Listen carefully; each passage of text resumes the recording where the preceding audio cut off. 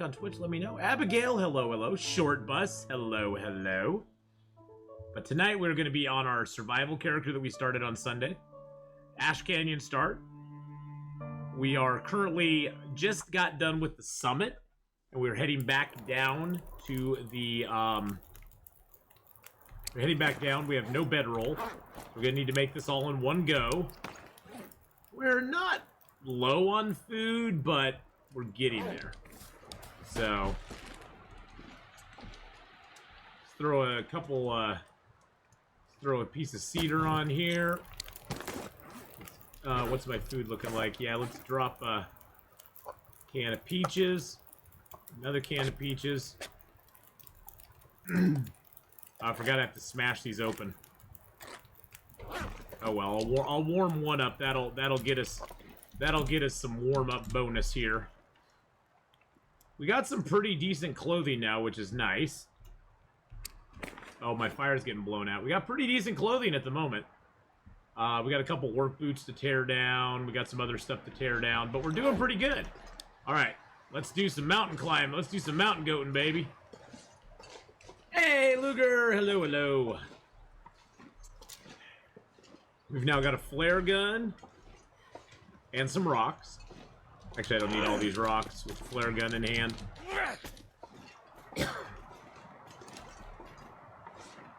Oh, actually, we were going to go back this way. Not going to mountain goat yet. How much old man beard do I have? I got 3. Okay, we're good. Are you late, Redcap? No, you're not. You just got here just in time. We are just getting going. Just getting going. We're gonna head back over to the the Mountaineer's Hut tonight and chill out there for a little bit, and then on into Pleasant Valley and beyond. We don't have a bedroll yet, so that's kind of a consideration, but we should be okay. We should be okay. We're gonna get down into Pleasant Valley, and then we'll hopefully find a bedroll down there.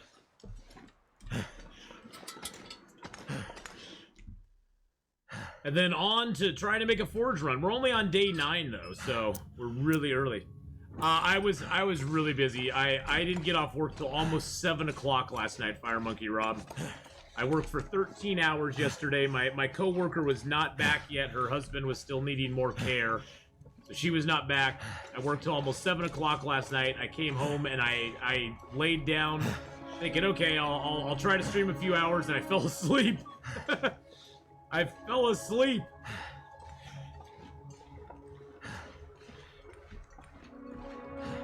Flare gun, no bedroll. Coffee, move, shelter. I have no bedroll yet. We started in Ash Canyon. Hey, how's it going, Carlin, darling? Hope everyone's having a good day today. We are having a good day today. We are having a good day today. We're 9 days in on this Interloper. We spawned in Ash Canyon. We went and got our backpack as well as our crampons. We came out of there, got to the Mountaineer's Hut, and went, oh look, there's a hacksaw here. So we were like, yeah, well, let's go to the summit. So we gathered up a bunch of stuff, went to the summit, and now we got our flare gun, we got a fire striker, got a whole bunch of good stuff. So yeah. We're pretty well set up, and once we get down into Pleasant Valley, we'll be good. That's gonna be the trick at this point, getting past the wolf down here, getting into Pleasant Valley, and then on from there.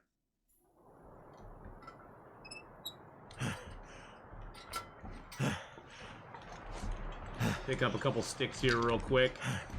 Stickity stick, because we're rocking a 16-degree warmth bonus. For day 9, 16-degree warmth bonus is pretty dang good. I mean, we're only 4 degrees away from what I call the break point. Once we get to 20, once we have a bedroll, we're pretty good in any situation. Because there's not many caves out there that'll get that cold.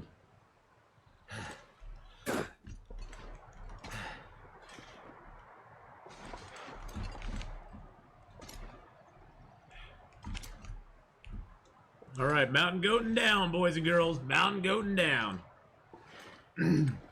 I always find, you know, Luger, I always find the first, like, 50 days, 100 days of Interloper to be the most fun of anything.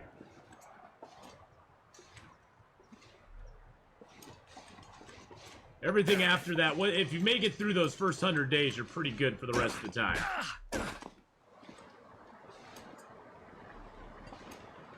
And we gotta be a little more careful now. We started taking some fall there. I'm always so excited. Well, it's like Christmas every day, Luger. It's like, what are we gonna find? What are we gonna find?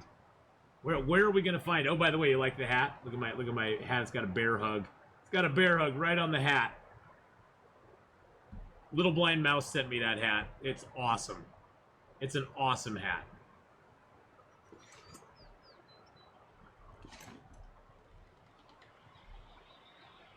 All right, there we go. Smickety-doo-dah day around that. There we are.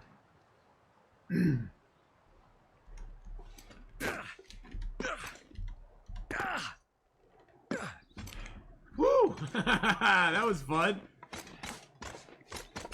That was some good stuff right there. All right, let's get our flare gun out.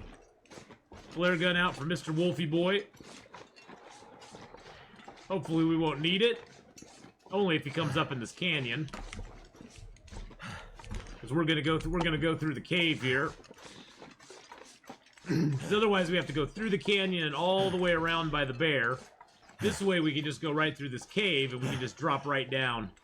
And we haven't gone this way yet, so... In Interloper, I have an adage where I do not want to cross my path too many times. You always want to take a different path to get to the same destination, if you can. If possible. Any tips how to get cold fusion fast? Let's see, cold fusion. What's that? That's the one where you get it for 100 days outside. Go sleep in a cave. Get nice and get good. Ooh, the Burly Gamer, thank you so much for the host in the raid. Get a good bedroll and go sleep in a cave for a bunch of time. Caves and shelters are the best way. Burly Gamer, thank you so much, and thank you for the Burly raid there. Let's give the Burly a shout out. I gotta get Rose Raid in, coming in for 7 months. Woo! Thank you, Rose, in the raid. With that Twitch Prime sub.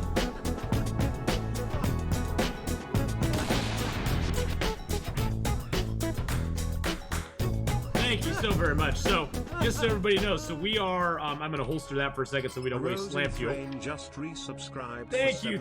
And thank you for the first time chats from Burly Gamer as well as Lil Stig. We are only 10 days in. We've been alive for 9 days. We spawned in Ash Canyon. We went all the way up to the gold mine on day, what was it, 6? No, day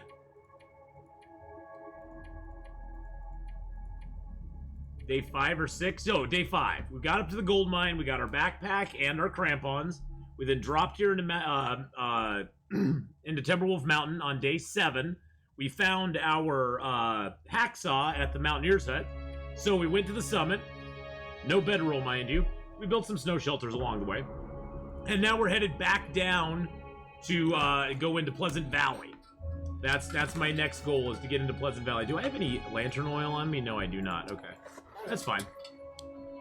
So yeah, we got some really good stuff though. We got the backpack and the crampons. We got some good loot at the summit, including a fire striker. And a pistol and a flare pistol. We got the flare pistol at the summit. Because on Interloper, there's only 2 places that the flare pistol spawns: the summit and the ravine. You get 8 shells at the summit along with the pistol. You get 4 shells in the ravine along with the pistol. No power in the That is about it. And we got and our fire striker was awesome. I think our fire striker's at like 95%. 95% fire striker. That's pretty cool. Thanks for the follow, Burly Gamer. You haven't played, you need to learn from me. Just getting back longer after being away for it for a few years. Yeah, the game has changed tremendously in the last few years. Where do the crampons and backpacks spawn? They only spawn in the gold mine in Ash Canyon. There's nowhere else in the game that you can get a backpack and crampons. Those are the only. That's the only place you can get them. And we got a bandage, candy bar.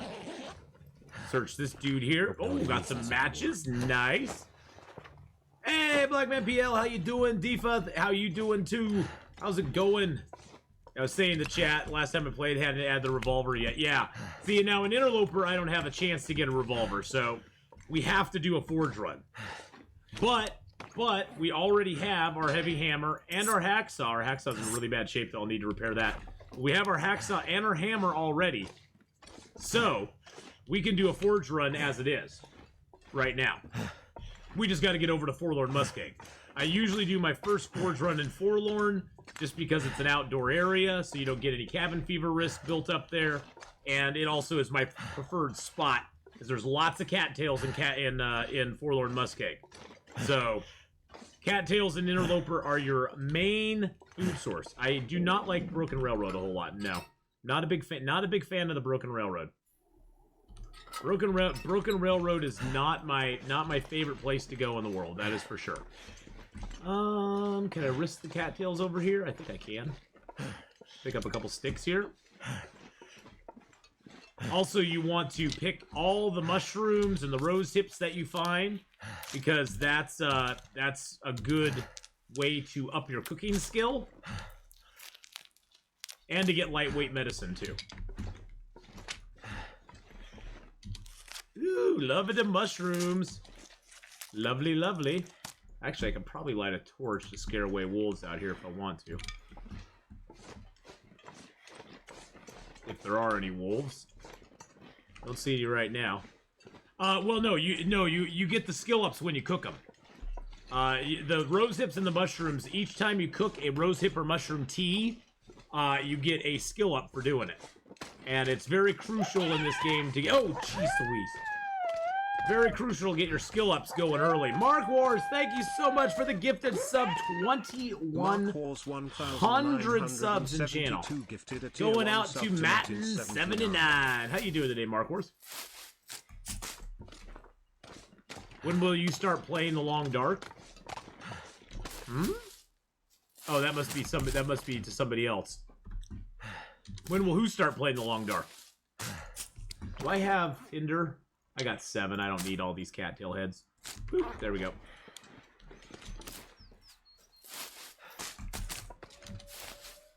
When will I start playing the Long Dark? I'm playing it right now. Actual real Hyperion. He is the actual and the real Hyperion. I'm good, but now it's getting better. Nice. Oh, when I started. When did I start? I started playing Long Dark in January of 2077. So January of 2077 saw my first foray into the Long Dark. And I started playing on Stalker mode. I played a little bit on Voyager off stream because I had more time back then to play off stream. I wasn't like full-time streaming. Well, I'm still not full-time streaming. I full-time stream, but I'm not full-time streaming. But 2017, sorry. 2017. Not 2077. I'm thinking of Cyberpunk 2077 for some reason. But no, I started playing in 2017. January of 2017. Yes, I'm from the future. I started playing in 2077, and I have come back in time to teach you all the lessons that I learned. To teach you all the lessons that I learned playing the Long Dark in 2077. I am not 70. It's not my birthday. It's not my birthday. Jeez Louise. Happy unbirthday. But yes, January of 2017, I picked up the game in like December of 2016. Played a little bit in Voyager, and then I started playing online on stream in January of 2017. And I've been playing it ever since. I mean, it's what I built my channel around, basically. Oh my. Oh my. Oh my. Yes, oh my. Oh my. But yeah, it's pretty much what I built my channel around is Long Dark. And I just last month hit my 5,000th hour in Long Dark, which is awesome. Negotiator, hello, hello. How are you doing? His drive is not fully as a big disc. Oh. All right, you're gonna lurk and have some dinner. Well, have a good lurk, Burly Gamer. Again, my friend, thank you so much for the host and the raid. I really appreciate that. Let's give the Burly Gamer another shout out real quick. I'll make sure that I've gone and followed you. I don't have a lot of time to go and watch people, but I will give you a follow and I will check you out sometime when I can. There we go. Check you out sometime when I can. Oop, there we did. I just did it. I just did it. Now we got to get out of here and get down to the Mountaineer's hut. Funny thing, it's actually warm out though. Look at that. We're actually got warm temps. It's positive 0 right now. So I have a different hat today. I do. Little Blind Mouse sent me this hat. It's very cool. It has a bear hug on it. It has a bear hug on it. What hoodie is this? This is my Canadian hoodie that Rhiney Beef sent me. Rhiney Beef sent me this. I'm wearing all viewer swag today. I'm wearing viewer swag today. 5 years, 5,000 hours, 5 awesome outfits, 5 awesome viewers. I don't know. A few awesome viewers. Here's the engine. You can build a fire inside this engine here. It's protected from 3 sides, but not the 4th. Must be nice being a big time streamer. Oh nah, I'm not. I'm a baby. I'm a baby. You should see the wolf loincloth BK sent him. BK did not send me a wolf loincloth. Although, how do you know? How do you know I don't have a wolf loincloth on right now? Hmm? You can only see me from here up, so...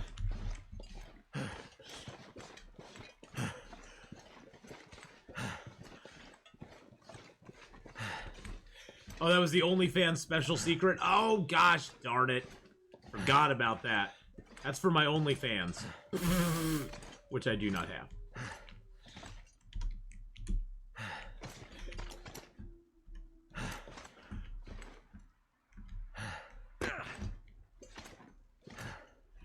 It's a full outfit of chat donated clothing. Who's sending you pants and underwear? Oh, well, BK sent me the wolf loincloth. You have to be near hot tub streaming time. Woo!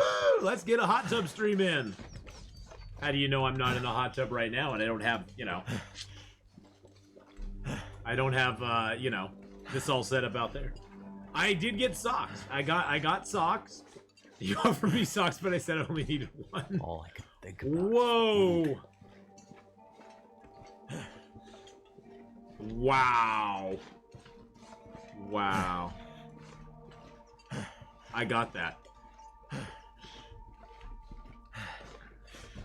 gonna chase the bunny rabbit over here.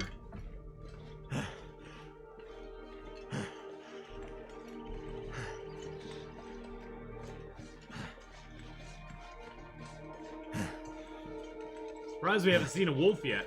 We've heard him. I'm wearing a hot tub as pants. Hey, you never know. I could be in a hot tub right now and you would never know it.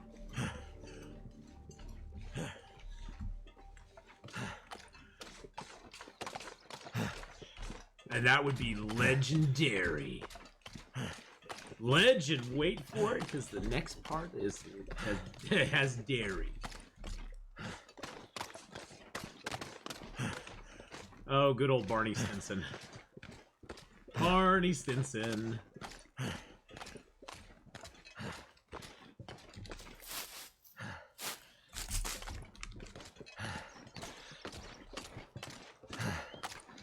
Getting dark out here. Time to look for shelter. You know what I'm super happy about, Mark Wars? I am so happy that in Escape the Pacific, we got to the 2nd cluster. That was a door. I'm gonna light this torch because we're gonna need it out here on the lake. I can almost guarantee it.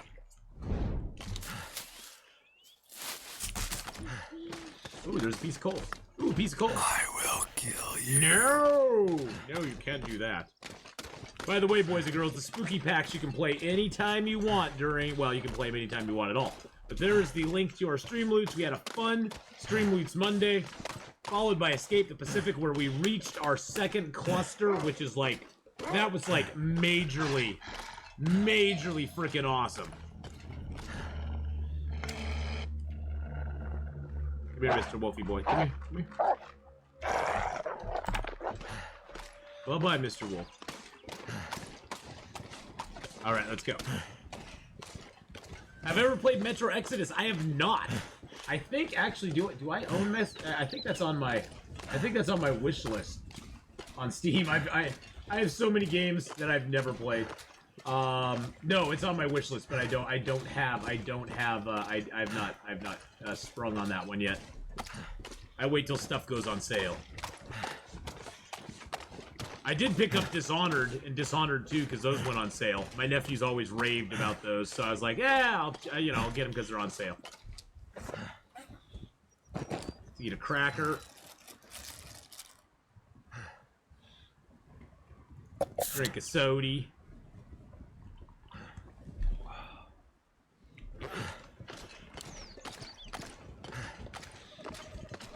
How similar is Metro Exodus to Chernobylite? I don't know. God, I want to get back and playing Chernobylite too. I started playing it, and then I just ran out of time. Too much stuff came out. Too much stuff is just like out there for me to play. I wish I had. If I played games 24/7 for the next 10 years, I probably could not play through all the games that I want to play. Hey, Jonas, how you doing? 10 days. 10 days. We just came back down from Timberwolf Mountain. So there is that. We just made it back here to the Mountaineers Hut. Wake up again. In the first 10 days, we explored all of Ash Canyon. Got some really good gear. Got a couple arrowheads in here and a feather. Nice. Got some books. I got some guts and stuff in here. I got some dog food there. I have a metal piece here, which I'm going to use. Oh, I also have 40 cattails. All this gear is slowing me down. And 5 pieces of coal. And a couple of cans. And 20 sticks. Good Lord, we're too overweight. We're too overweight. It's too heavy. It's too heavy, boys and girls. I'm going to get heavy on you here. What's my longest run? My longest run I have is at 764 days. He's still alive. When the new update for survival drops, we'll bring him back out of retirement and play him a little bit. Take him into the new zone. Check out Blackrock when it comes out. But yeah, 764 days. That was the character that I made to get to 500 days. I think it was like the 3rd or 4th time I tried to get to 500 days. Finally was able to do it on him. And he's still alive and kicking. Will Eggy McKenzie. Still alive and kicking. Good old Will Eggy.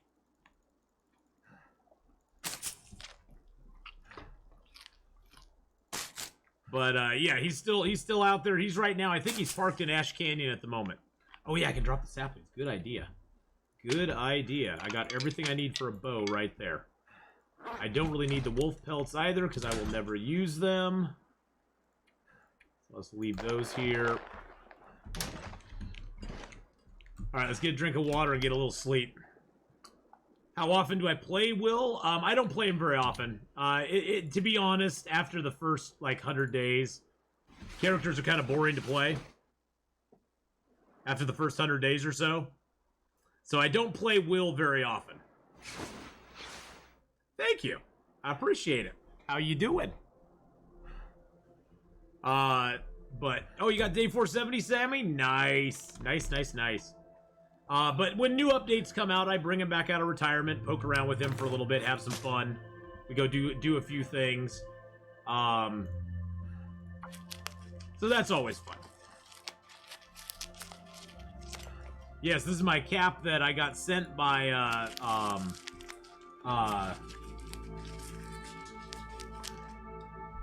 my Little Blind Mouse. Duh. I can't even think right now. Little Blind Mouse sent it to me. Nugget's gonna probably retire William after day 500. Probably good idea. Let's repair our hacksaw a little bit. There we go. Boom. Got it back repaired a little bit there. Nice. We got some cured rabbit pelts. Got a fresh gut, which I'm just gonna leave because we don't need it. I'm gonna leave myself some fuel here. Leave most of my sticks here because I don't need them. God, I have 30 coal. 30 coal. Okay, I can leave the cedar. And we'll leave a little bit of coal. We'll come back here at some point.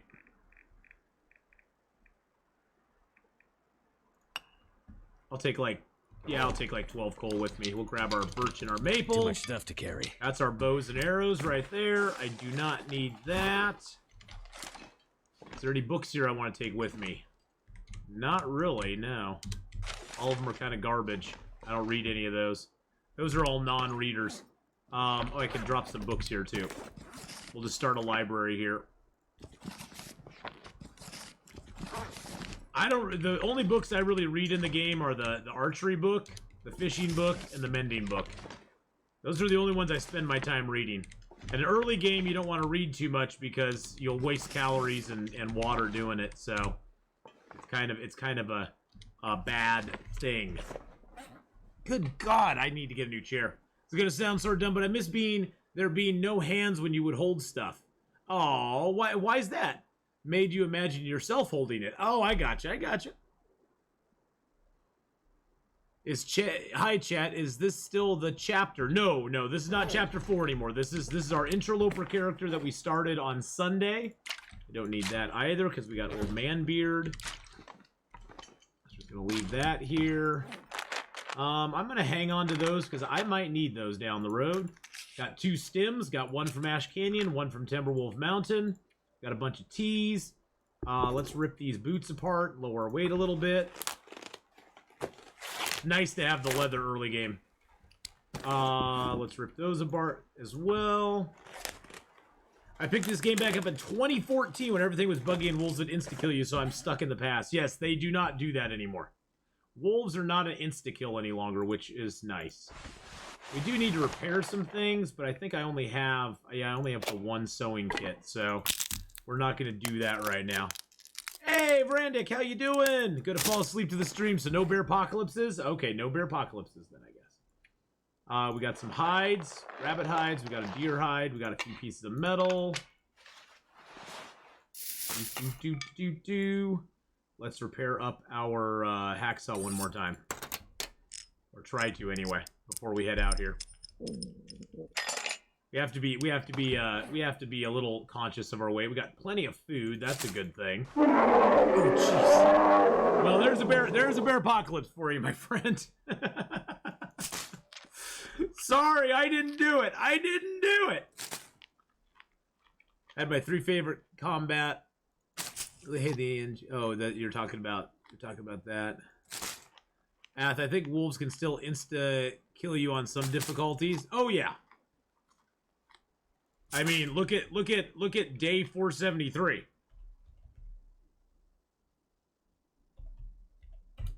Look at day 470. Oh, no. I mean, I was in good health going into that wolf fight, and that wolf took me from my good health to 0. Like that. You're still not used to the curing of stuff? Yeah, curing isn't too bad. Get out our flare gun. Let's go. Can't imagine losing my current run. You know what, though? If you do lose it, Sammy, here's the thing to remember. You can just start over. You just start over and go from there. There's no shame in losing a run. I've lost lots of runs. What did Raph just tweet out? We published a little dev diary where oh, whoa. Hold on a second. Dev diary. Hold on a second. Oh, jeez. Mark Wars just gifted a tier 1 sub to Joy. Joy, welcome back into the Ath Pack. Mark Wars 1972 gifted a tier 1 sub. And thank you, Mark Wars, for gifting out a tier 1 sub to Joy there. Let's give out some bear hides and let's get some sub hype up in chat. There's a dev diary that was just posted. Hold on a second. Hold on. Okay, October Dev Diary. Hold on, I'm going to try to read this.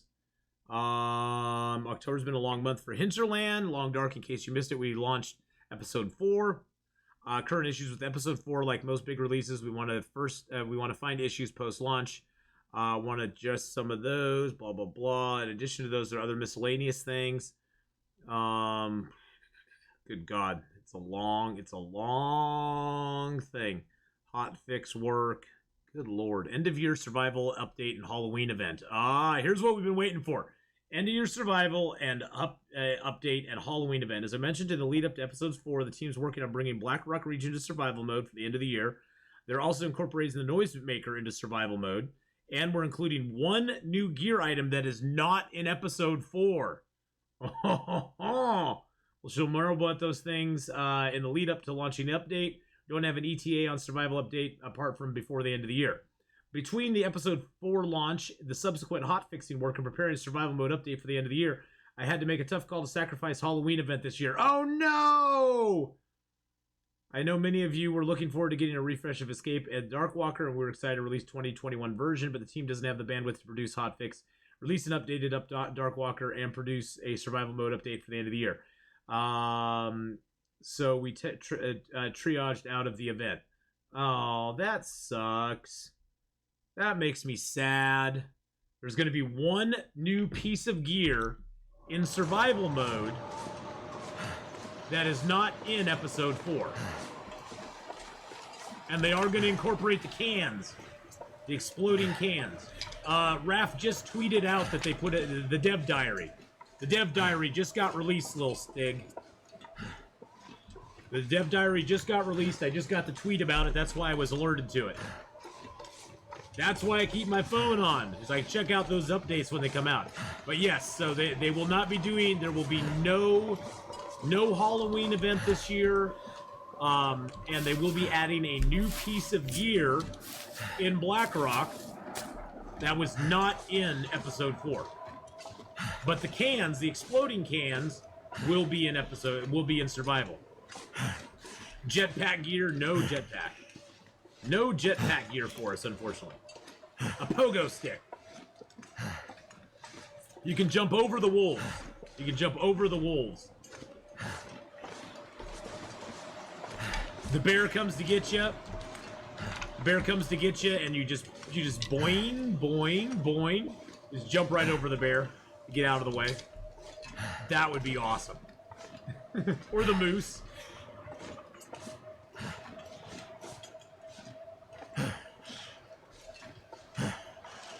The pogo stick would allow you to completely bypass Mountaineer's rope and fall damage. That would be a little bit OP. Let's just be honest. That would be a little OP there. That would be called a game breaker. Oh, and by the way, the schedule is up, boys and girls, on Twitch here. I did update it today.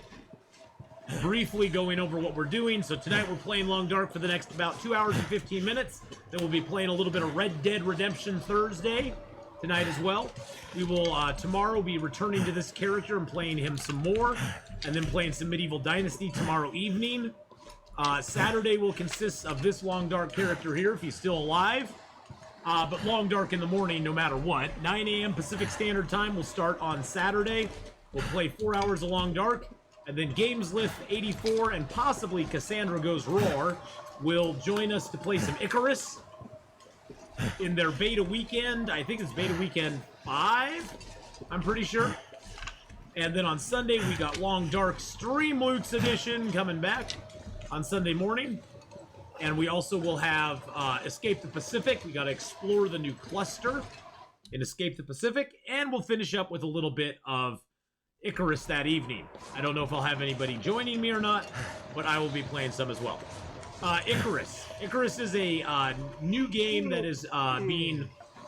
The developers doing what they call beta weekends. So every other weekend, they are opening it up for beta testing play.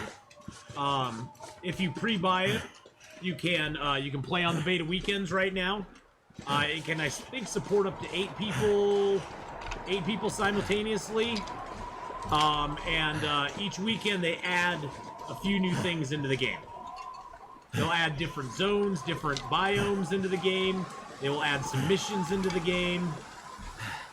So every 2 weeks they add a little bit more stuff, and I think they're mainly doing it to stress their servers out a little bit and see how much they can handle, and then also to you know, sort of play test it a little bit. It's a survival game, yep. It's sort of a buildy survival game. Basically, the idea behind Icarus is that a planet was being terraformed. The terraforming went wrong, but the planet still has valuable resources on it. So you are missioned to go down to the planet, get certain things done, and then get back up to your ship with the resources that you find on the planet. And hopefully complete your mission. Back for Blood? No, I'm not. I'm not real. I looked at it and I'm just like, I'm not real into that.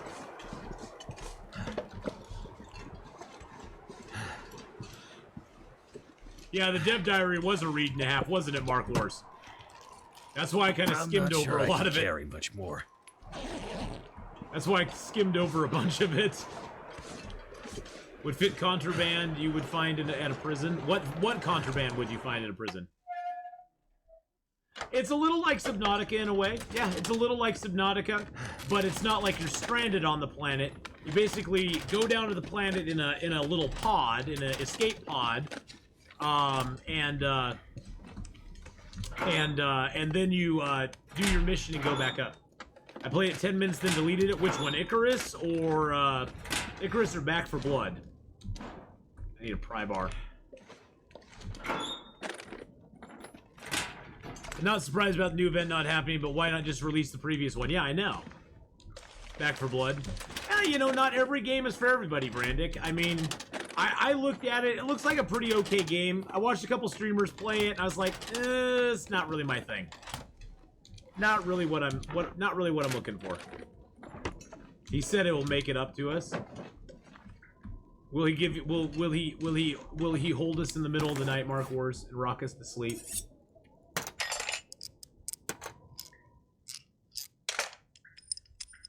Gas siphoner? That would be great. That means they'll improve the flashlight. Oh God, no! Well, if they improve the flashlight to the specs that I want to see on it, it would be worth it. See, my idea with the flashlight is that they should make it so the flashlight's batteries recharge on an Aurora, and then they slowly lose their charge over time naturally. Of course, when you use them, it'll go down a lot, but over time the battery will slowly discharge. But you can use it outside of there being an Aurora around, which I think would be great. Will I do a bowless run? Probably not. Probably not. A Christmas special version, hunt down Santa Claus for not delivering gifts to our snow shelter. Yes. That would be awesome. Probably will not do a bowless run.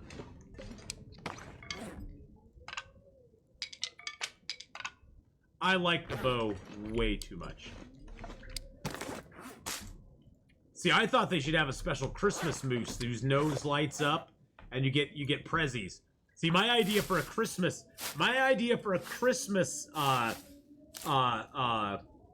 mode of the game is that they do they have it sort of like, you remember in the old 4 Days of Night challenge where you'd find pumpkins with treasure by it?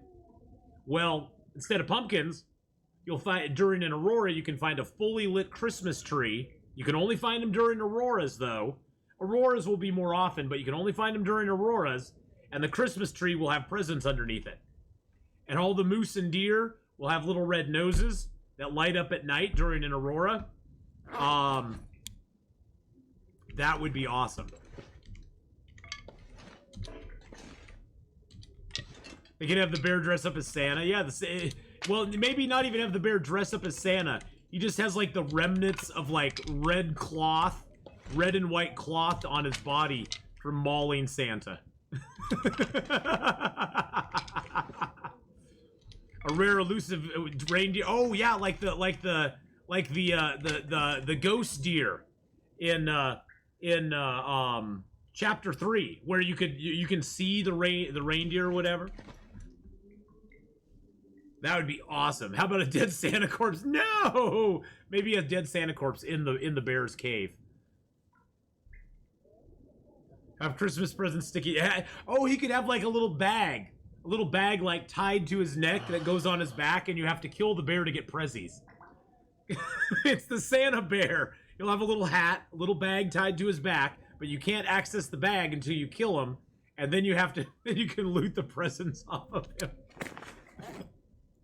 Oh, that sounds so wrong. That sounds so wrong. Oh, and then once you find the presents, yes, then you have to deliver them. That would be awesome. You find the presents, then you have to deliver the presents to different places in the game. To different houses. Which will be decorated with Christmas lights. So you'll go to different houses, they'll be decorated with Christmas lights. That would be awesome. So you have to find the presents, but then you have to look at the tags on the presents and see who it's going to or what house it's going to. It'll tell you the zone in the house. You have to go to that house and deliver the presents to him. That would be awesome. Oh my god, you guys are awesome. We got some great ideas in chat. Stun Santa with rocks and have the option of killing him. No, Shanzo, we aren't gonna do that to Santa. No. We are a non-violent stream there. And the rabbits could all have like little green elf hats on them to make you feel really guilty about killing them. The rabbits could all have little green elf helmets, green little elf hats. I don't have a mag lens, do I? No, I don't. Have you seen Star Sand? I have not, no. No Halloween event this year, boys and girls. No Halloween event. They just announced that. They just announced there will be no Halloween event.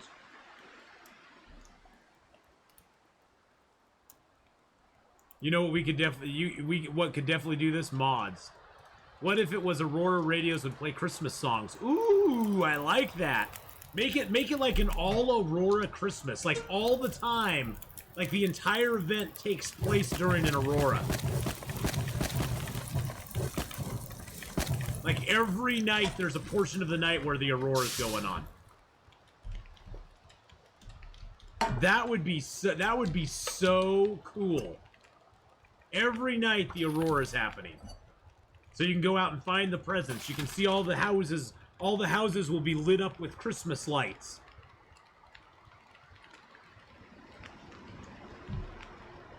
That would be awesome.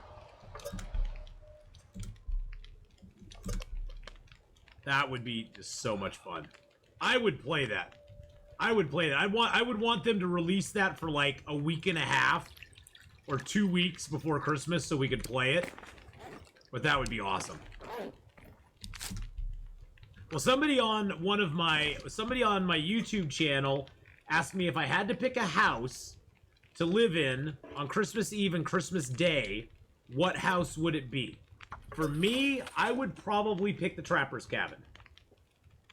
Just saying. I love the Trapper's Cabin. I think I would definitely do it. Is this the Ath After Dark stream with extra salt? No salt today.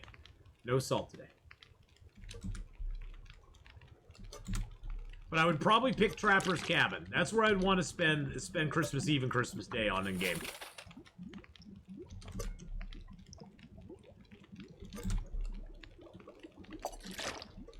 I think I need to lay down.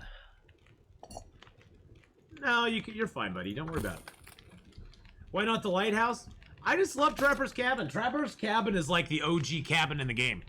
That's like the old school gangster cabin, baby. That's like where all the fun stuff happens. That's where all the that's like the preeminent cabin in the game. I love Trapper's Cabin. I don't spend enough time there, honestly. But I love that I love that Trapper's Cabin lights up at night. I think that's the thing that makes me like go, and the moose right there, the bear right there, the The little unnamed pond lake right by it. Oh, I didn't want to do that. Oh, we got a cooking skill up. Nice. That's why we cook the teas, boys and girls. We already have cooking skill 2.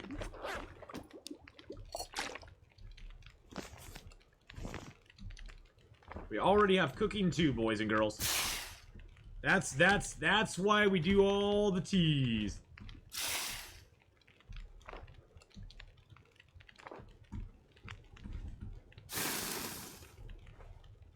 Yeah, Trapper's Cabin, it's a great place.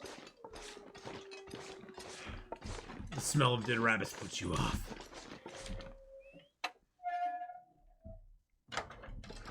Alright.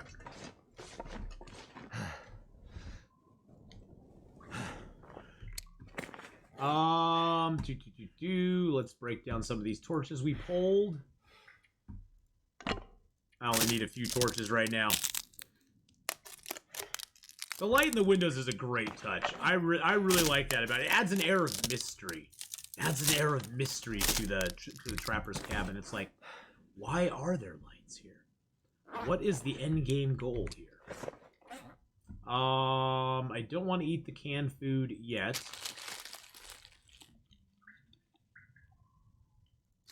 I'll eat some of that. I won't eat the canned food till I get down to the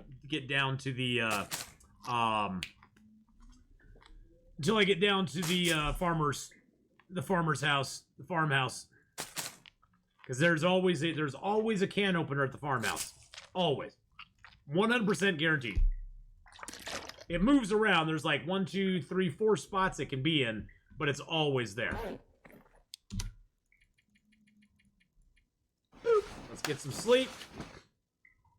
Yeah, Bleak Inlet, Bleak Inlet is very low on fuel. It's a very low fuel zone. There's not a lot of coal there. And really, honestly, there's not a lot of sticks there either. The sticks are very sparse in Bleak Inlet. You can find them, and usually you'll find like a concentration of them. But just traveling, it's not like, oh, there's a stick. Oh, there's a stick. There's another one. There's another one. It's very hard to build up a lot of stick fuel in Bleak Inlet. Now, there is furniture you can break down for reclaimed wood. And, of course, at the cannery, there's a lot of boxes you can break down. But reclaimed wood is one of the least efficient woods in the game. As far as you get 3 degrees of warmth, about 30 minutes of fire, and it weighs a lot. It weighs way more than it should. So the reclaimed is just really bad. Okay.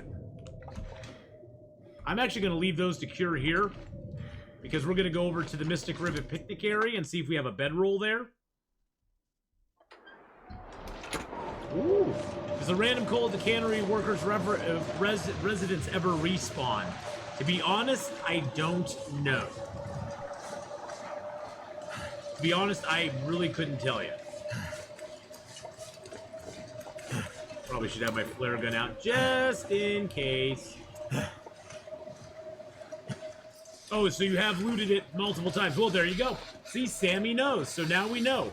It does respawn. But it's only like 3 or 4 pieces, isn't it, Sammy? Isn't it just like 3 or 4 and then it's like I don't know. It just doesn't seem worth it to wait around just for it to respawn. But it does respawn, so that's good. Doc Turtle Druid, hey man, how are you doing? How's your mom? Hope your mom is doing a little better today.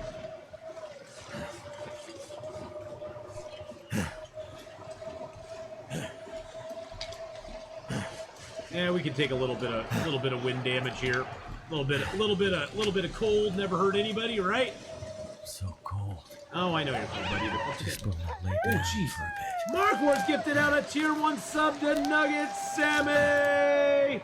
Mark Wars, you're on fire, dude. That's your 3rd gift sub tonight. Mark Wars, thank you so much for the gift subs, man. I appreciate the support. They have given 2,102 gift subs in the channel. We're refraining from a your mama joke. As long as it's not dirty, you can say it. I don't mind.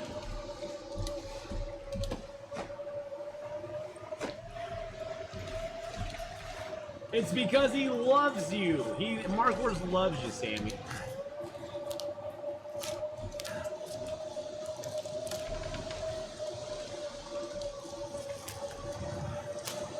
Alright, let's grit these mushrooms here, and then we'll get inside the cave and see what our luck is. Yeah, you showed up. You had actual game knowledge. That's all it takes, man. You showed up and delivered, buddy. She's having an okay day. Thanks for asking. I'm going to need to give her meds in a bit. Sit down for a moment. Yeah, I hear you, bud. I hear you, man. I've been there with my dad, so, you know, I know all too well what you're going through, so. I know all too well. We dropping nothing. Nope. We're not dropping a dang thing. This cave here can have a possible bedroll. We don't have it. It would be right here by this, but we did get some lantern fuel, which is always good. 5044 just subscribed. Tick 5044 just subbed up for 4 months with a Twitch Prime Subaru. Thank you, Tick, for that Twitch Prime sub there, my friend. Get some sub hype out. Get those bear hides out. Woo! Let's go, baby. Let's go. Thank you for the 4-month Twitch Prime. And if you guys do not know what Twitch Prime is, there is a link to it right there. It is a free service if you are already an Amazon Prime member. Oh, jeez Louise. There's no wolves in there. Oh, you started a hype train! Woo, woo! Has there always? No. This is a relatively new thing. This hidden cave here did not exist before. I think it didn't exist before Ash Canyon. No. Was it Ash Canyon when this came out, or was it? Oh God, I'm trying to remember. Was it Ash Canyon, or was it? When was it? I'm so cold. I'm warming up again. When was it? I don't know when that is. I'll let that happen. That's fine. Was it episode 3 that it came out? Seems like it wasn't out that. It seems like it wasn't out in episode 3, but I guess it was.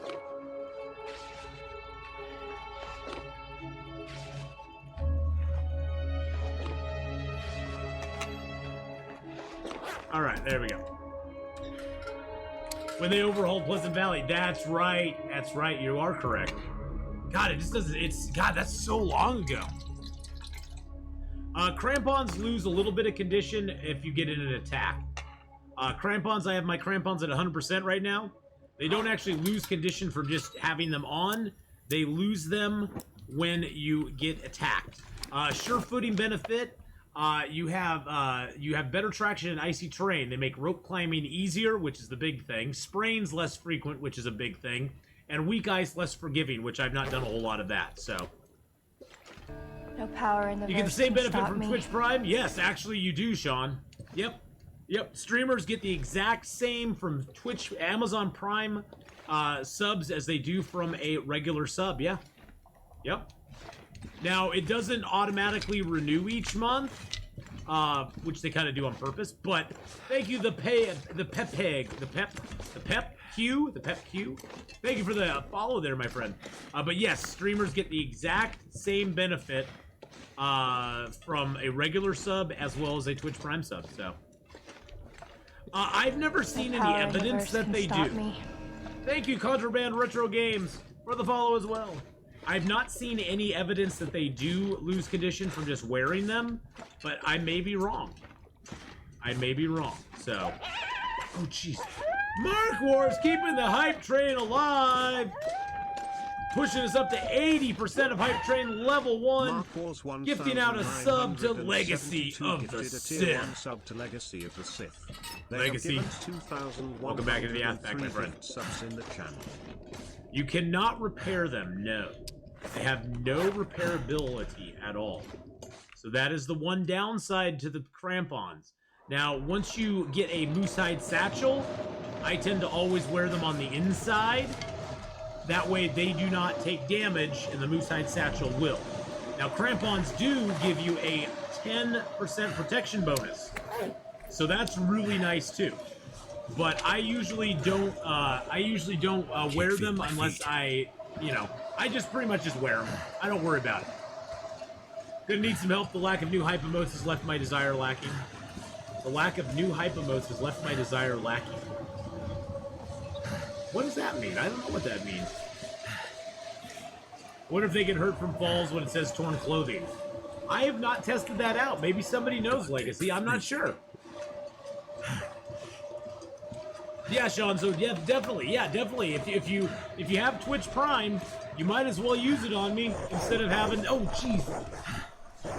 Nocturnal Druid with 300 bits and a minute left to go on the hype train. We're at 95% of level 1.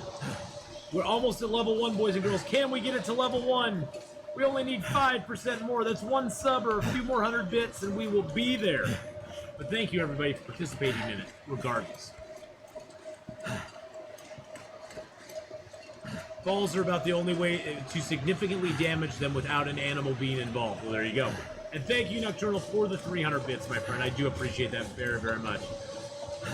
Mark Wars is just saying he wants a hot tub pants emoji. Oh, a hot tub pants emoji. Oh, that's what he was talking about. Oh, jeez.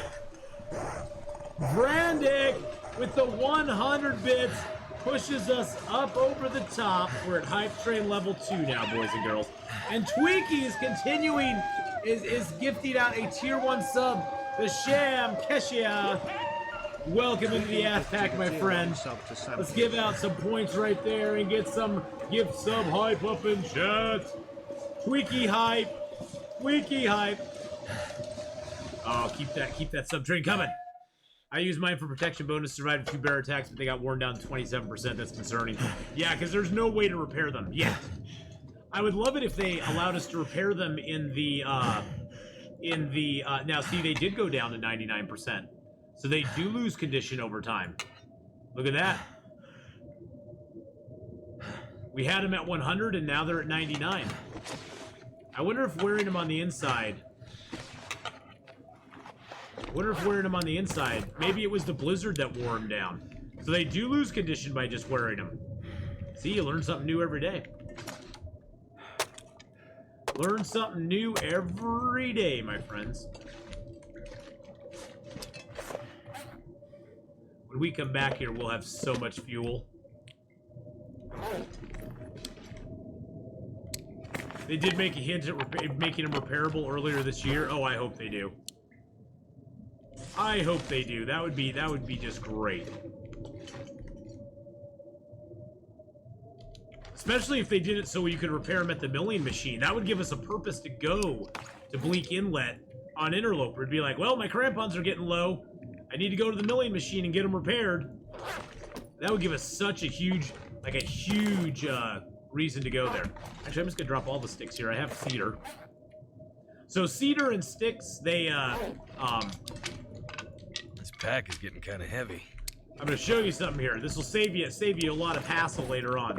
So cedar and sticks, they start fires at the same percentage. Six sticks give you approximately the same warmth. Well, it gives you exactly the same. Sticks give you 1 degree warmth bonus for each stick. Cedar gives you 6 degrees warmth bonus for 1 cedar. 6 sticks, though, cost you 9.9 kilos.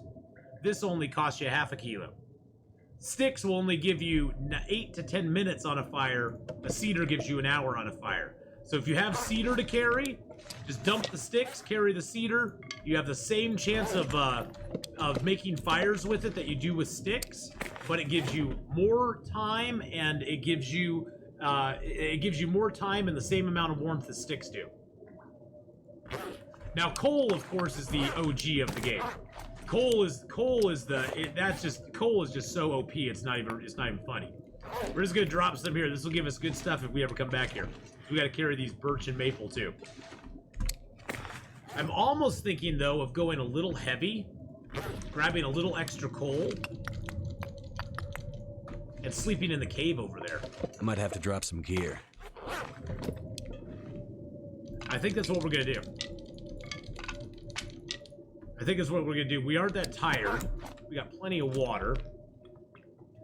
Those outer layer ear wraps are scary. Yeah, yeah. I don't think at this point. Yeah, I don't think at this point I'm gonna do that. I'm gonna leave those out there. This run won't last long enough for them to die. There's also the basement. But the basement does not have a bed, and I do not have a bedroll. The basement has no bed in it at all, and I ain't got a bedroll. But the Burned Ridge Cave by the airplane does have a bed in it. So we're gonna head to the Burned Ridge Cave, and we can sleep there. We could also just loot the plane up, skitter down to the plane crash, or down to Draft Dodger's cabin and sleep there. Oh, there's some more birch over there too. Nice. Remember the days of just double ear wraps? Oh, I know. There used to be a day where you just had double ear wrap. Will Leggy McKenzie was around then. That's why he has no ear wraps left. He's got no ear wraps. But honestly, once I get the moose-hide satchel and I get the crampons, I don't really wear those anyway. So not much point to the ear wraps after that, unless you just want to be warm, I guess. But in Interloper, you're always cold. Just accept the fact in late game Interloper, you're gonna be cold. You're never ever gonna be truly warm. It's just not gonna happen. Well, thank you everyone for the hype train. I appreciate that very much. Thank you for the level 1 hype train right there, boys and girls. We got, let's see, let's get the stats here. 4 subs and 500 bits. I appreciate it very much, my friend. Thank you, friends. Thank you very much. Thank you, thank you, thank you. I still carry two around because I might need a little extra 3 degrees to survive a cave or something. Yeah, usually that late in the game, Sith, I have the bear coat, the moose coat, deerskin pants and boots, rabbit gloves and hat. I'm rocking like a 26-degree warmth bonus. And I'll probably have a bearskin bedroll at that point. So there's pretty much no cave in the world that'll ever get cold enough to make me cold at night. With or without the ear wrap. Moose coat, how dare I? I love the moose coat. Moose coat's awesome. Oh, I meant to leave my toolbox back there. Gosh dang it. Dag nabbit. Oh well, not gonna go back now. That shack over there sometimes has some loot by it. I'll go check it out real quick. Moose coat's worthless? Nah, that moose coat gets me up to 51% without the oh wow, there's more maple and birch over here too. Without the crampons, you're still over 50% protected. You got 50% protection with the moose-hide coat. 61% if you use the moose-hide coat and the crampons. Almost to the point where you're damaging the creature just by having your protection on. I don't really care about weight late in the game. Late in the game, I'm not going anywhere quickly, so... But that's just me. I mean, some people like to be light and quick. I just am like, I'd rather warmth and protection late in the game. To me, warmth and protection late game are the two most important factors. Traveling fast is kind of not something I worry about too much. Because you're doing a lot of hunkering down, you're doing a lot of camping in places. There's some feathers. Feather. And feather. And I don't see the other feather. Interesting. I still think they should let you climb in the dead moose like a tauntaun. I'd rather do moose cloak instead of double bear. Yeah, and that's why I do that too, Sith, is I like the moose hide coat for the protection.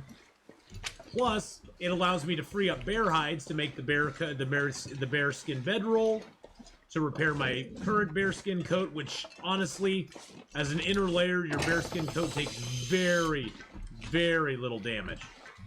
Very little damage at all. Ooh, we got a nice little jacket there. Thin wool sweater there. Oh, I already have 2 thin wool sweaters. Oh my. Oh my. Nothing up there. Pair of crappy gloves. Whoop! Crappy gloves there. Check all these overheads. They usually don't have much in them, but you never know. You never can tell until you look. And if I didn't look, I'd always wonder. I'd always be like, what could they have had in them?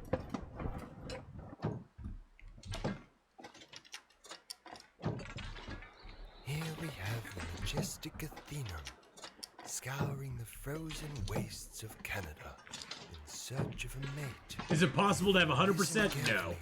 That'll come Here, handy. his intoxicating mating call. Teacup! Teacup! Teacup! Teacup! Hey, we got the soda. No luggage down here, though. Check over the hill here real quick. No luggage down there. Also on Interloper, there are no TV dinners here at all. There's less bodies, there's less luggage, there's no TV dinners. So food is not something you'll find a lot of here. Anyone know how often wolves run off from the wolf coat? I don't know what the actual percentage is. I know there's a percentage chance that they will flee if you're wearing the bear hide coat, carrying a bearskin bedroll, or wearing a wolf hide coat. I don't know what the percentage is, but there is a percentage on each of those items that they will run away and leave you alone. Which is sometimes good, but if you're actively hunting them, it kind of sucks. Because you're like, wait, come back. I want to shoot you. I want to shoot you. Don't run away. Don't run from your feelings, man. Is it like 4%? Yeah, it's pretty low. I mean, it's a low percentage, but a lot like intestinal parasites, even a low percentage can give it to you. So... it's not even that the wolf coat is bad. It's not even like the wolf coat is bad. It's just that in Interloper, the time management that I try to use doesn't really give me a chance to get the wolf coat. Because by the time I'd be killing wolves and getting a wolf coat, I already have the bow. I'm better served by killing the bear and the moose, and then spending my time letting those cure, making my deerskin pants and boots, and all that stuff, and then moving on from there, and making a, bearskin coat and a, This pack is getting too I don't heavy know. to carry. For me, the time management part of it is the thing I hate. I think the wolf coat for what it is, I think it takes way too long to craft, and you can't craft it till you get a knife. Or you can't craft it until you have a knife or hatchet. Just like you can't craft a bearskin coat until you have a knife or hatchet. So for me, it's like, yeah, I'll just pass.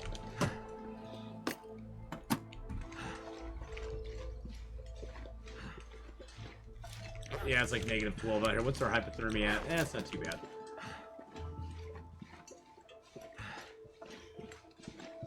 Looting up the plane takes some time, but it's not that bad. Now hopefully there's sometimes a deer right over that rise beyond that little tree here, little fallen tree. If there is a deer, we'll harvest him up and get his hide.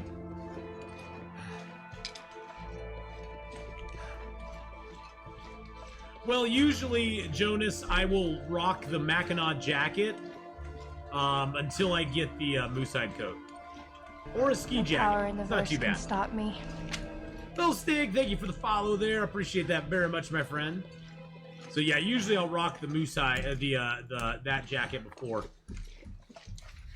Grab our feathers before we start harvesting, because then we have a chance of spawning more feathers.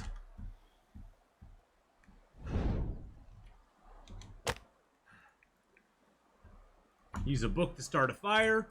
When you have low fire making skill, always try to use a book to start a fire. The book gives you a 20% bonus on starting fires. Come on. Which is really good. Really good. I'd like to go to Hush River Valley, Thank that's for goodness sure. for that. That should be good enough. We don't need more than a couple hours on that.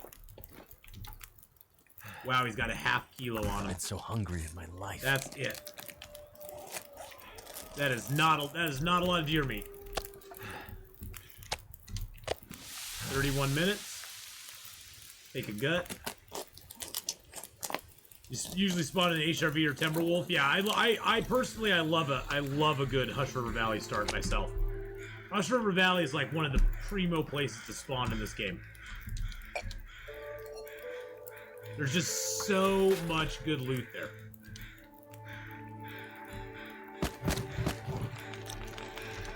Where do you think Blackrock will be on the map? It's going to be up north, I think. I think it'll be up north. I think it'll be above, you know, somewhere. It'll be somewhere up in this area is where I think it'll be. Might be like right up in here or something. I don't know 100%. I don't have any inside info, but I think that's about where it'll be. You're gonna need to eat soon. Yeah, I know, buddy.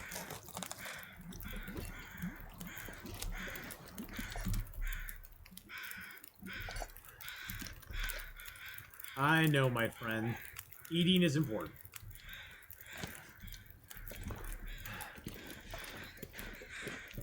This gear's starting to slow me down. The crow noises are definitely interesting. North of the crashed prison bus. That's what I'm thinking too, but you never know. You never, ever know.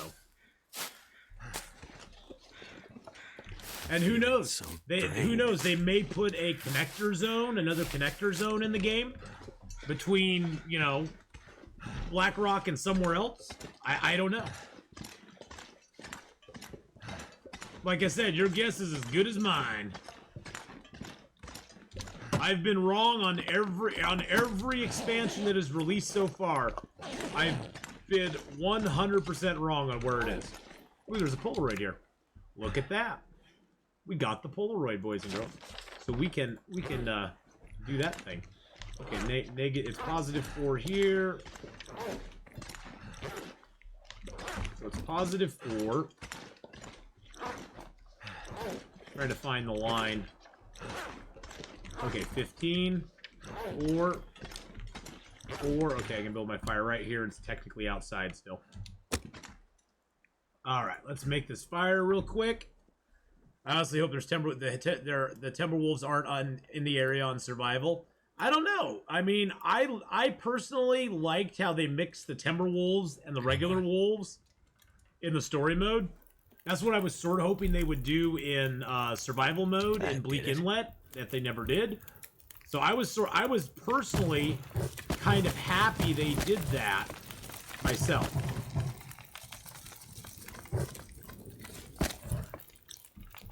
Why do I make the fire outside? It lasts longer. It lasts longer if it's outside. Alright, let's eat some food. Outdoor fires and exterior cave fires last longer than interior fires do. Interior fires they burn pretty much exactly what the fire says on it that it has. Outdoor fires last not a lot longer at low fire making skill, but you get your fire making skill up there, and they'll last a ridiculous amount of time. You'll have a 10-hour fire that you'll sleep by, and it will only burn like half of it. It'll still have 5 hours when you wake up. It's pretty tight. Let's eat that since it's at 92%. Watch me get food poisoning off of it. And I'd be like, no! No! Don't give me food poisoning.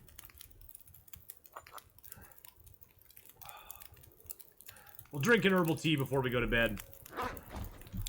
And I'll make an herbal tea real quick, too. Let's make 2 of them. Let's make 2 more herbal teas since we have the water. Hey, water mug! How you doing, bud? Alright. So we have 11 hours and 34 minutes on that fire. We're going to sleep for 10 hours, so 11:34 is what we started with. Oh, I didn't drop my birch, maple, and guts. Gosh dang it. Dang nabbit. We still have 4 hours on it. We slept for 11 hours, or for 10 hours, we still have 4 hours on an 11-hour and 30-minute fire. Well, it's not going to help much right now, but we'll just drop all these something here. to drink. I forgot to drop all this stuff last night, which kind of annoys me a little bit, but that's okay. That's okay. The noisemakers are certainly a game changer. Yeah. Gunloper on gunpowder on Loper is rather scarce, so that's going to be the bottleneck that we're all going to have to face. Is trying to find that gunpowder. Well, we might as well prepare some mushrooms. So yeah, if we'd had that fire inside, it should have had 1 hour and 30 minutes left. Outside, it had another 3 hours on top of our regular time we had on it. That's the nice thing about making an outside fire like that, is you get a bunch more time on it. Gotta give Mom her meds to go on lurk. All right, have a good lurk there, my friend. Oh, TMW. It is a typo. I was quickly making a screen name.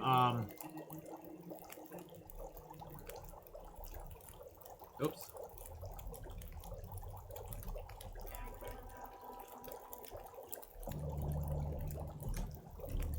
I'm gonna change it to Pleasant Valley time, because that's where we are right now, is Pleasant Valley. Perfect. Yes, that was a typo. That was totally a typo. Thank you for pointing that out.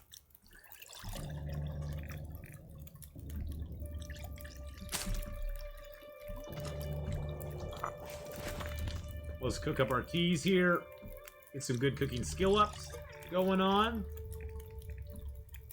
How hungry are we? Eh, we aren't that hungry.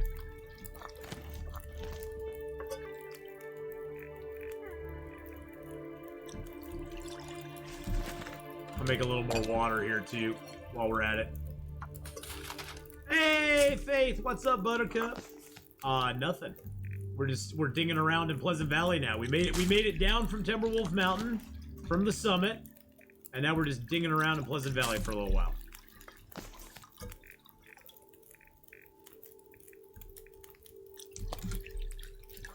A couple herbal teas. I think we have some coffee too, don't we? Or did we use it all? Nope, I got coffee.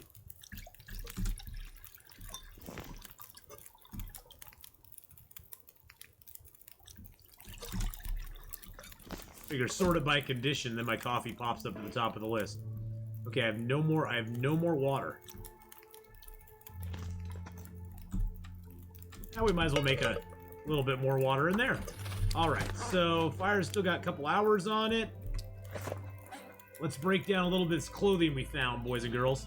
Actually, let's first see if we have anything that can replace anything else. Nope, nope, nope, nope.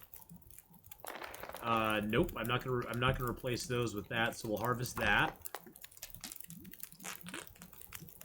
The outside fire bonus gets better the colder it is. I did not realize that. That's interesting.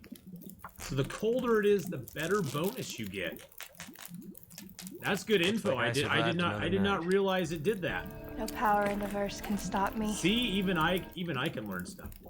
So, thank you for the follow there, Brain Dancer 2. Thank you for the follow, my friend. Let's harvest this hat too. We gotta harvest a bunch of clothing up because we got tons of clothing on us right now. I'm gonna make up a bunch of water while I'm here because why not? Let's add another piece of coal to the fire. There we go. We got these shoes to rip apart. That takes 1 hour and 15 minutes.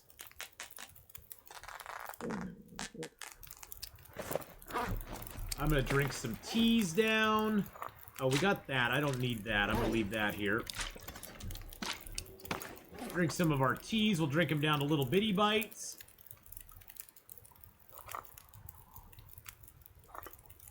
This way we can have little tiny teas on us that will be our medicine. And we don't have to worry about carrying around painkillers and antibiotics, because we'll have lots of little teas left. Alright. Good enough. Let's rip these socks apart. It's funny, it takes 10 minutes to rip a hat or gloves apart, but 20 minutes to rip socks apart. Interesting. 10 minutes for the scarf.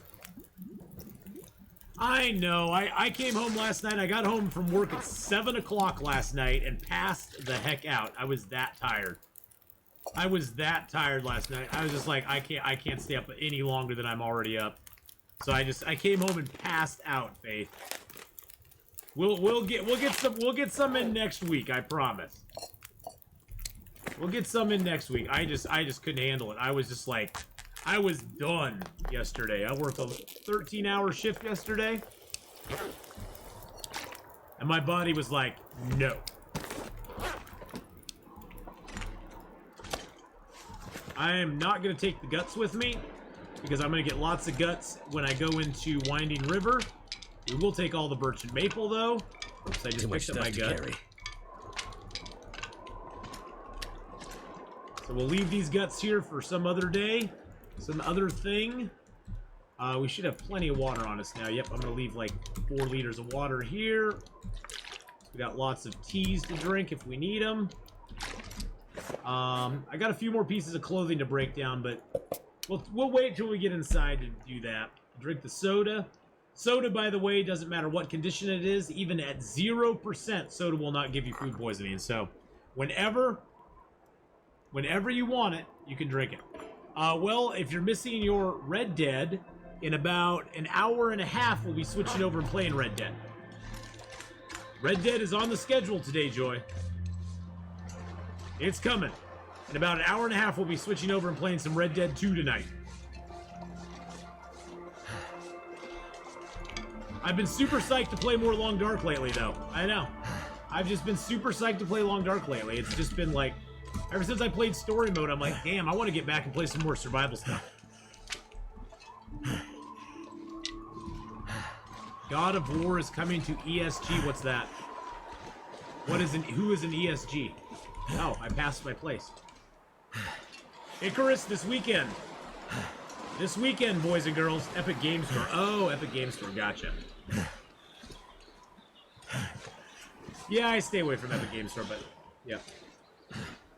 Trying to get the story mode taste out of my mouth. Yeah, story mode kind of triggered me a little bit. Story mode, I will not lie, boys and girls. I cannot lie. Story mode triggered me just a little bit. But we aren't gonna rehash that whole thing.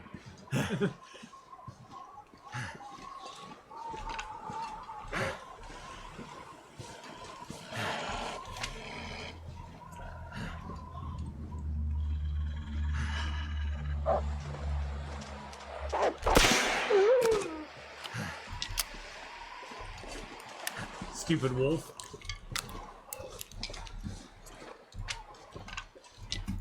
Nope, we're not spoiling it. This is a spoiler-free. We aren't going to spoil it.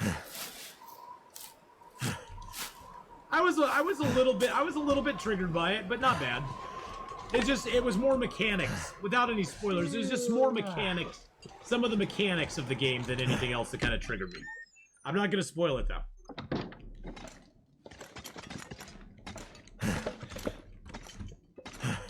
The map, honestly, the map is really cool. I know, Sammy, you didn't enjoy the map. I thought the map was kind of neat. I can see possibilities with it, but we aren't gonna go into it. So we aren't gonna go into it. Stop me. Majestic Helium. Thank you for the follow there. I had to read your name very carefully there. It's like Majestic Helios, Helio. I can always use more food. We can always use more food. That is not a lie. We could use another pair of underwear as well. Otherwise, we're pretty well geared out at this point. All right, let's get down to Draft Dodger's cabin.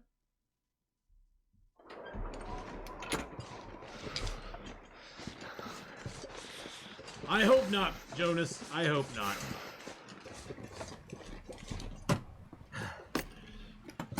Little tomato soup. Pick up our feathers. Nothing on him. Grab that. Didn't get a pry bar here either, which kind of sucks. But, you know, hey. We had fun. We had fun with the episodes. I had a blast playing episode 1, 2, and 3 again. I think in 2 years when they release episode 5, I'll probably play through episode 4 again, even though I said I never would again. I'll probably play through episode 4 again, because I'll probably just replay the whole series, just to catch myself back up again. And I probably won't be as triggered, because I'll know what's coming up.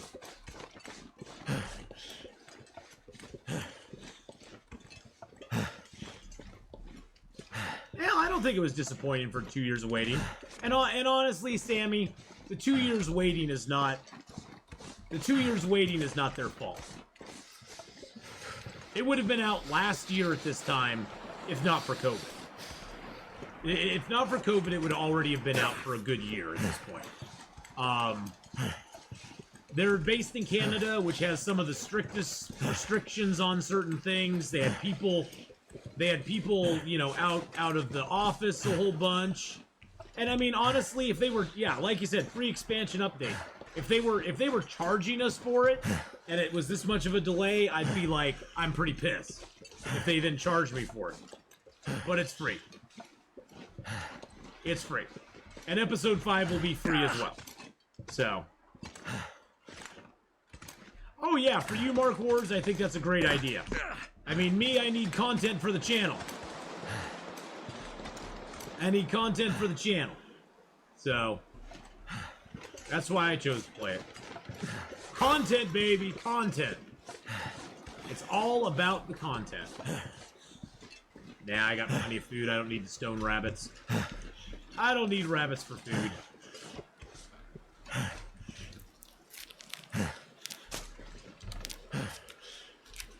You'd never buy episode 4, no matter how expensive. My head feel thick.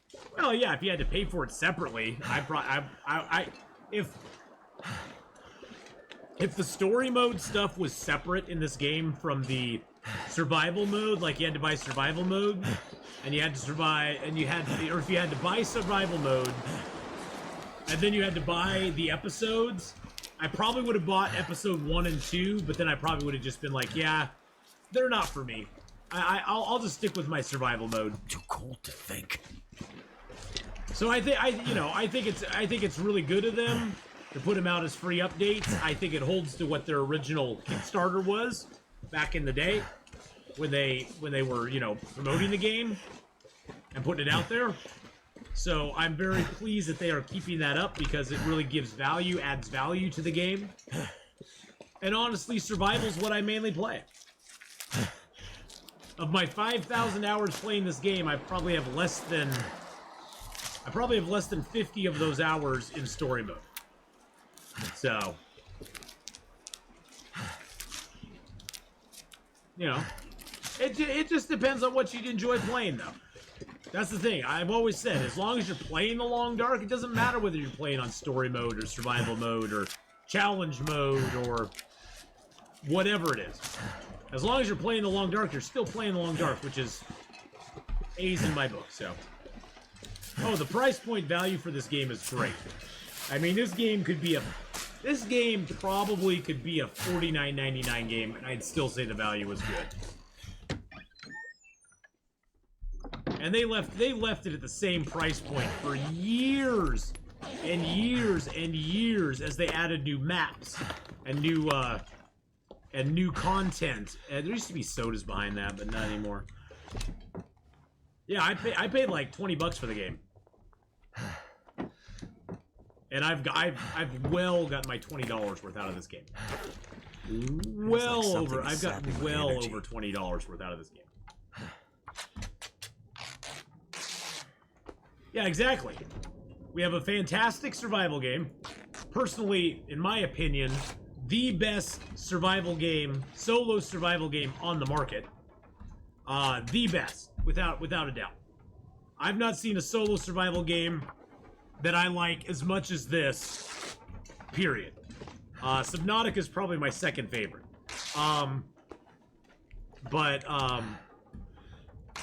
You know, that's the thing, is like, we get a fantastic survival game, and it happens to have a story attached to it. Yeah, that's cool. Feels like a lot of gear. It is a lot of gear. That's because we're carrying a lot with us. We got all this birch and maple. Yeah, baby. Yeah, it's currently $34.99, which I think is still a good value for this game. And with Christmas coming up, I can almost guarantee it's going to go on sale. Now. I guarantee it's going to go on sale before Christmas. Instead of repairing that, I'll just wear that and rip that apart instead. Oh yeah, we've talked about that too, Rose in the Rain, where I would gladly I would gladly pay for survival updates to this game.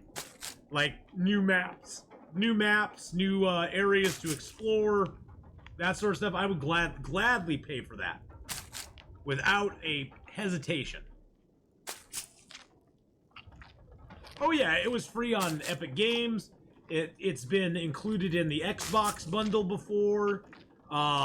There's been lots of ways that you could get this game. I think it was part of a Humble bundle at some point as well. Well, old gamer, a survival game truly is not a survival game without permadeath. Now, the mechanics of the thing is that a lot of survival games have really janky mechanics that can just cause your death. And so I understand that especially the buildy survival games have a lot of janky mechanics that can just cause your death for no other reason than haha, you died. And so I'm sort of glad that those have a respawn facility or something like that in them, because nobody would be interested in playing them, really. The Long Dark really stands out, though, that every mode of its survival play is all permadeath. Even the challenges are permadeath. The only thing that's not permadeath is story mode. That's the only thing in the game that's not permadeath. Every other aspect of the game is a permadeath mode, which I think is extremely unique and extremely satisfying when you're playing Long Dark. Flame in the Flood? Oh yeah, I love Flame in the Flood. Flame in the Flood was a fun little game. I actually got Flame in the Flood free through the Amazon Prime, Twitch Prime. I think it was a Twitch Prime game that I got for free.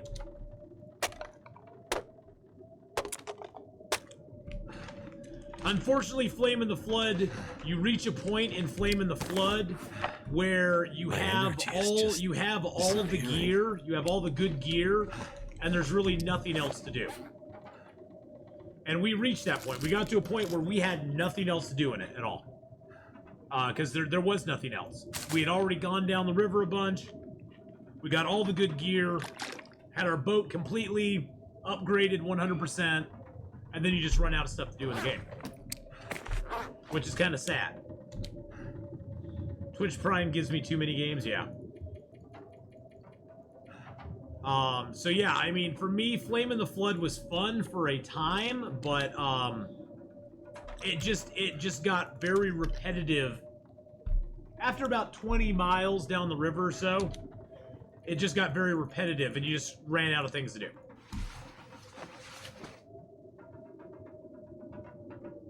Where's the stem in the Broken Railroad? Is that Broken Railroad ravine? Is that Broken Railroad?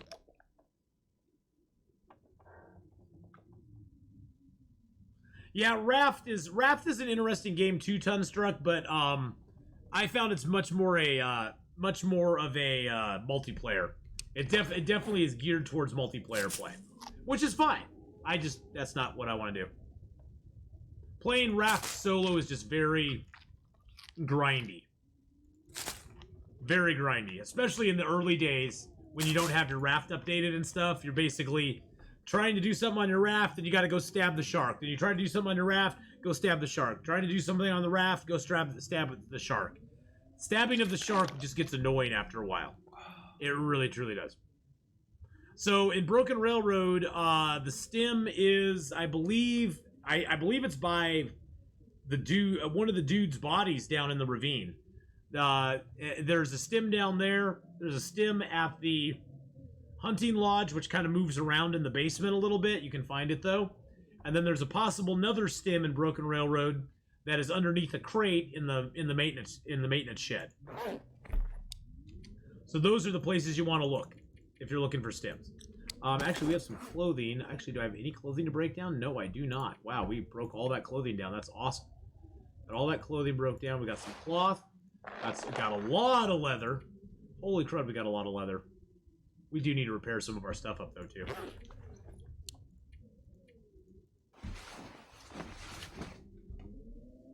You actually never played multiplayer, though? Well, it definitely moves. If you're playing multiplayer on Raft, it really moves it along.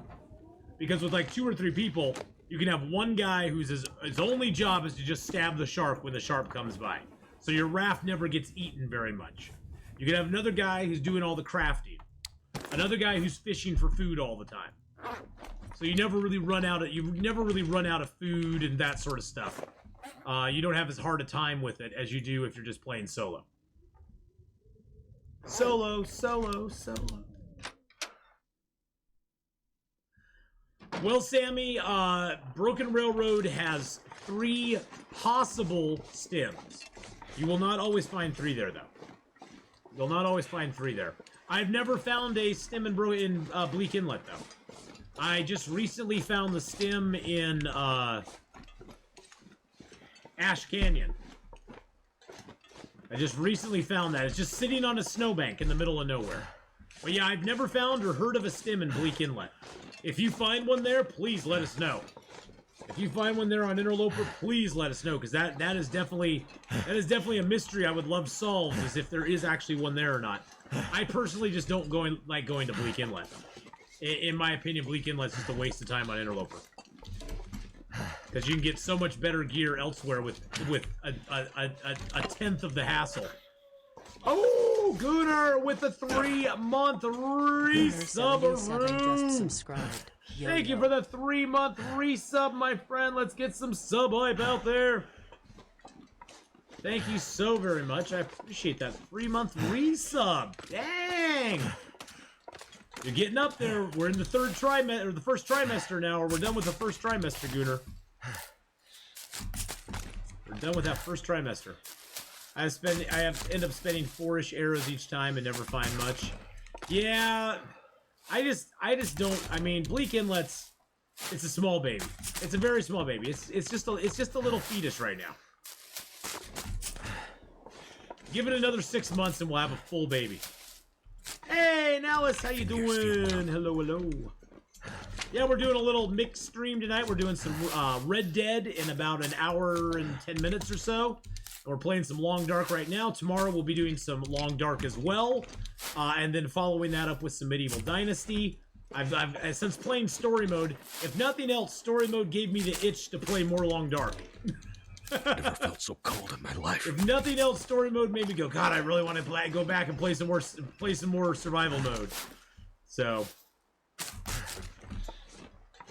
And then Saturday morning, 9 a.m., we'll be playing some more Long Dark. And we'll also be playing some Icarus with our good friend Gameslift. And possibly Cassadar Goes Roar will be joining us as well. We will see. I don't know if she'll be joining us or not, but we will see if she is. She's going to check out the game, see if her computer can handle it. I think the biggest problem with Icarus is it is very graphics card heavy. It puts a strain on your graphics card like nothing. I can run it on high graphics, but even I get a little bit of lag and stuff. So, I agree, survival's more fun. Might be fun to play story mode, just ignore the story and explore the map. Oh, I've done that a lot of times now. I do that in chapter 3 of the story mode all the time. Ignore the story, explore the map, and then get back to the story when you want to finish it up.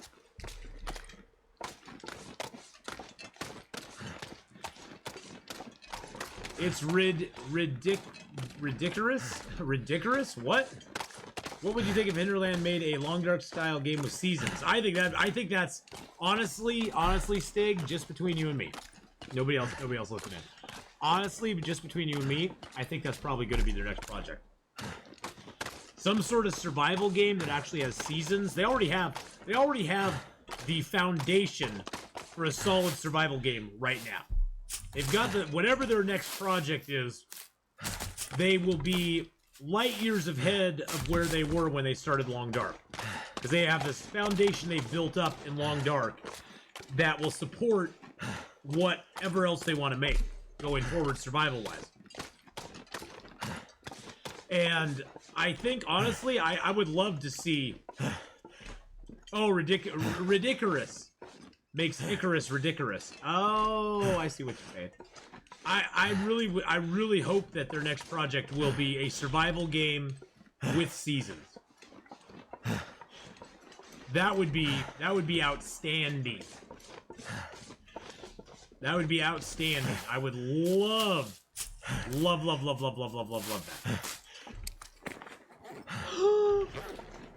Whoops. Whoopsie. Whoopsie.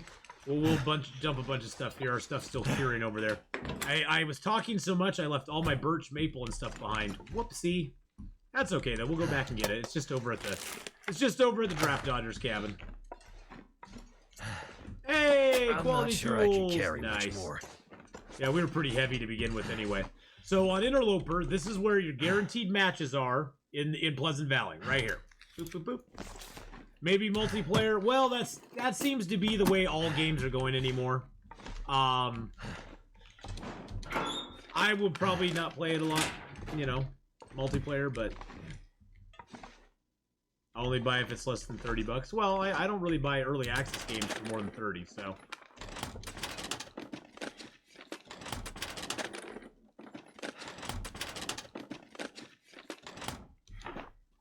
Don't get personal. Don't get angry. Don't get it. Don't get angry. Don't drive angry. Don't drive angry.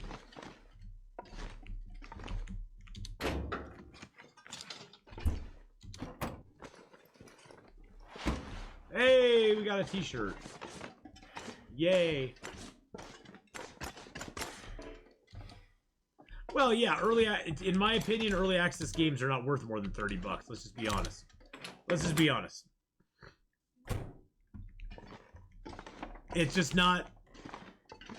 There's not an early access game out there that I've ever seen that's worth more than 30 bucks. They're early access for a reason. For a reason. Yeah, I came all this way to Pleasant Valley, and all I got was this dang t-shirt. That's all I got. Not much food in here. Not much food in here, boys and girls.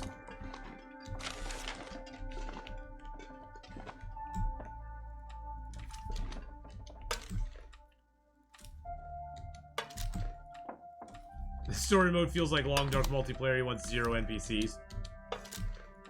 Yeah, I get kind of tired of the talkie-talkie. I get kind of tired of the talkie-talkie too. But that's personal. Let's see if we have a pry bar out here. Sometimes there's one to our right. Nope, no pry bar. But we have a container. Coastal Highway is really nice. Coastal Highway is a really nice place to go. Alright, well, let's search up the house. We haven't found... Oh, there's my can opener. So the can opener either spawns there, or it spawns down here, or it spawns back on this counter, or if you're really unlucky and you don't find it in either of those spots, it'll spawn out on this counter, like down on that shelf there. But the can opener is always, always, always in this house. There's always a can opener here no matter what. This room leaves a lot to be desired. There's wood in that room, but not a whole lot else. Ooh, there's a bag of ketchup chips up. Grab that. Sometimes there'll be a bag on that counter there. Usually, oh, we got a wool toque here. Usually there's a hat or gloves there. We got another wool toque. Very nice. Well, we'll pause for a moment, and we'll repair that up real quick. Beautiful. Hey, we got another sewing kit too, which is nice. I was hoping we'd get one in here. You usually get a sewing kit in this place. I'd like to say guaranteed, but I don't think it's guaranteed. Usually you get one. Yeah, the soul of this game is the survival, the solo survival mode.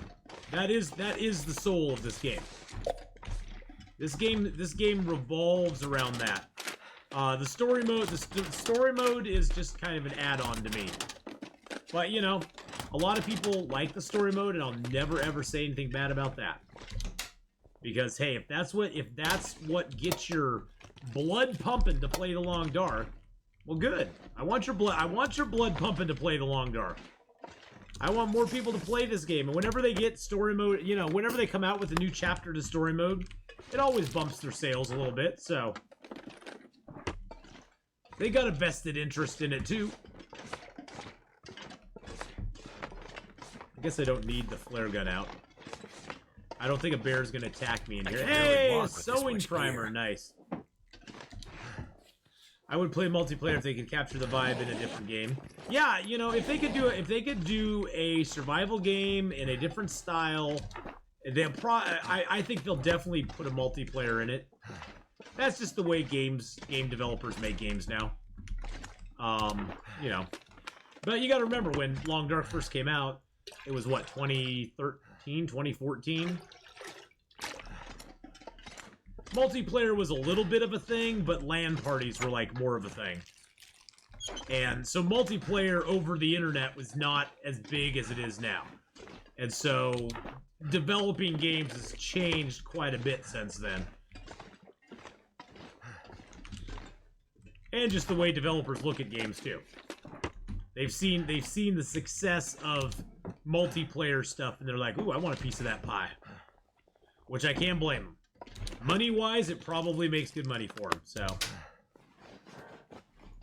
Well, yeah, see, that's the thing, is you used to never be able to really share the experience with your friends, and now you can. I don't have any friends, so I don't want to share an experience.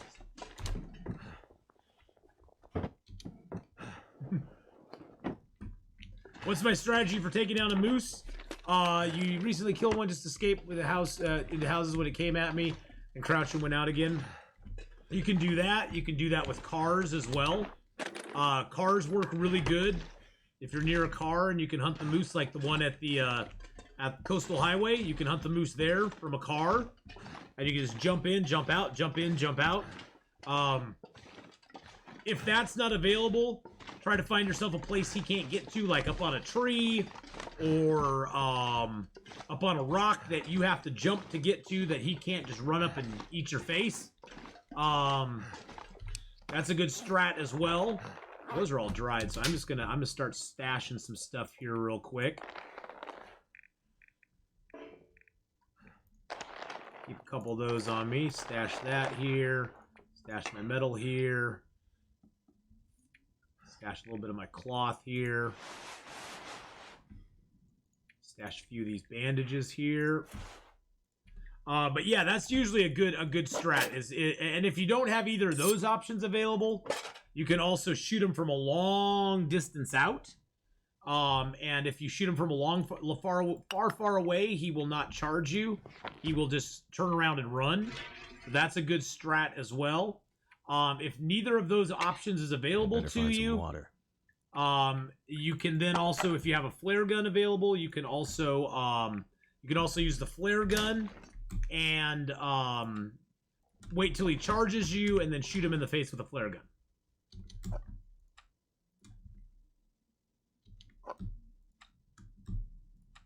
And that works just as well.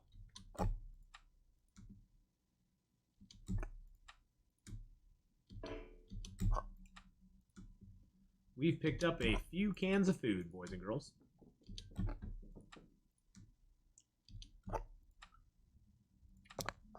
Whoops, nope.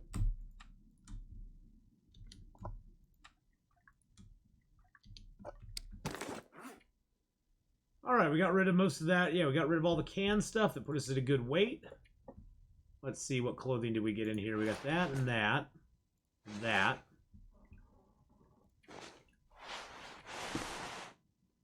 I have an extra wool toque now. Why am I not wearing that wool toque?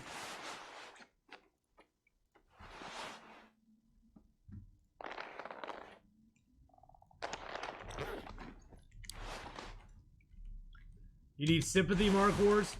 Went to gold mine, somehow left my socks and boots. Got to Miner's Folly, had to go back. Made it back, only realized I left my bedroll. What? How did you do that?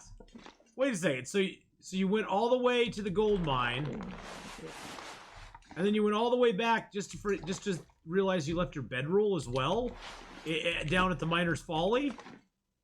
No way. That's a practical joke, right? You didn't really do that, did you?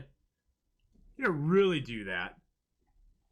You need to know you're not the only idiot. Oh, you're not the only idiot. Not the only one. Putting the folly in Miner's Folly. Have you seen the extremely risky way to jump down and catch the rope all the way at the bottom? Yeah, I've seen that. I don't have any interest in doing it. That's something I'll leave to the expert gamers. I think that is pure silliness. And I have no interest in being purely silly like that. I'll just climb down the rope. I'll be fine. I'll just climb down. Alright, we gotta head back over to Draft Dodger's cabin real quick. Because we kind of screwed up. When I took off the boots in the mine and somehow dropped them, I had the bedroll until I went back. Now I'm going back to the mine for a third time. Oh my gosh. Really? That's just heart-wrenching.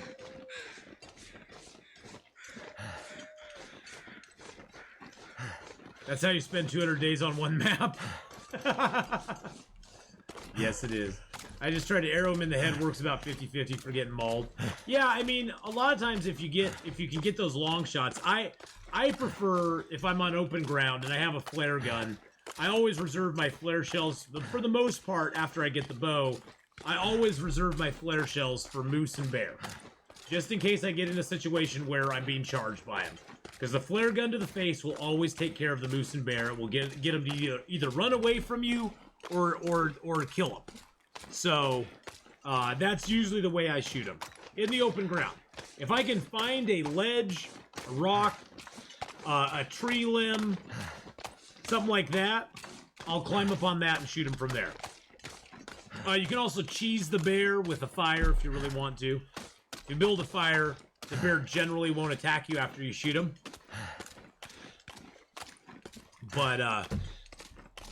But yeah, I mean, there's lots of ways to kill a moose, but only one way to skin him. But yeah, the moose is probably the riskiest animal to kill in this game right now. It'd be cool if they put like a grizzly bear in the game that you had to kill with one shot. Just like the moose. Maybe do a little bit less damage than the bear if you get attacked. But the grizzly bear would be like it'd be the pinnacle of hunting. Maybe you do less damage, but there'd be some other affliction he would give you, like deep wound or something like that. That you had to bandage, pain-kill, and then you had to rest. You had to sleep for like 20 hours to get rid, like 120 hours to get rid of the deep wound. And during that time, you couldn't climb. Your overall health would be reduced a little bit. You'd have to keep maybe they could make it so you had to keep taking some sort of medicine during it all or something. That'd be kind of cool. Like every day you had to take a medicine with a deep wound from a grizzly bear, and if you did, and so every day you lose a little bit of your sort of like how you do with intestinal parasites. That sort of mechanic combined with a wound that would make it so you can't climb and you can't maybe you couldn't sprint during that time or something. Yeah, like a daily dose of painkillers or something to stem off the pain. And if you take the daily dose of painkillers, something good happens. If you don't take it, then something bad happens or something. I don't know.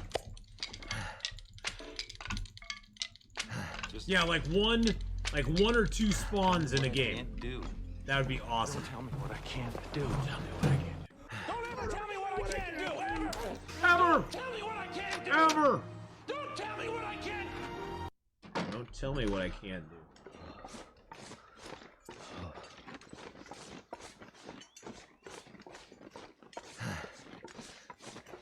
I don't even think one spawn per region. I'm thinking, Sammy, that like they could replace the bear that lives over by the birch forest with the grizzly bear. Like only like 3 or 4 zones in the game would have a grizzly. He'd be pretty rare to get. And like the moose, he can spawn and despawn whenever he freaking feels like it. Well, I think it'd be more dangerous than a regular bear. It would not kill you. Much like the moose, the bear could make you bleed, damage your clothing, and hurt you. He probably wouldn't. They should do it though, where they give him some special injury that you receive, sort of like they do with the moose stomp, where you get broken ribs.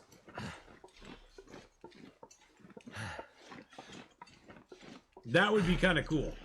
He'd basically do regular bear damage.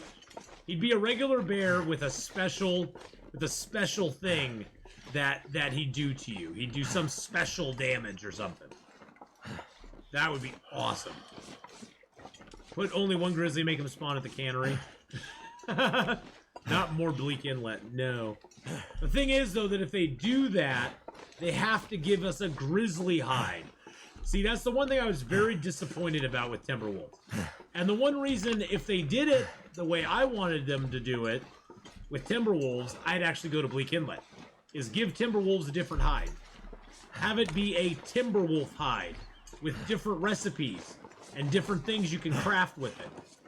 All you get from a Timberwolf is a wolf hide. Whoop-a-dee-doo!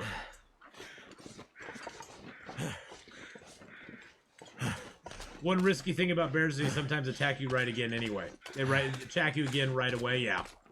Usually the way to avoid that, Analysis, is to crouch.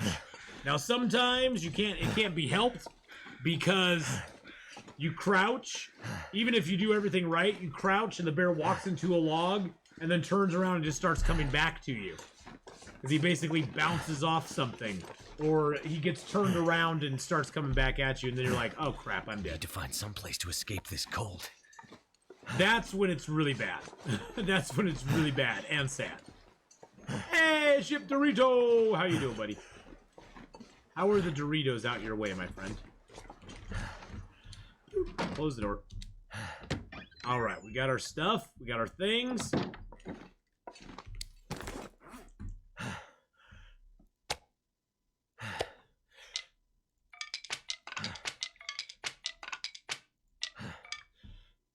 Alright, we got all that good stuff and things there. Alright, so let's spend the rest of the day. Well, let's grab this clothing, because we're going to break all this clothing down.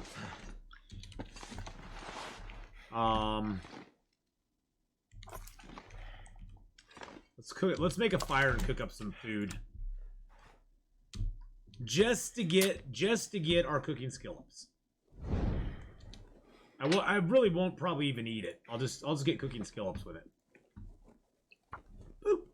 A prize for the most experienced of players.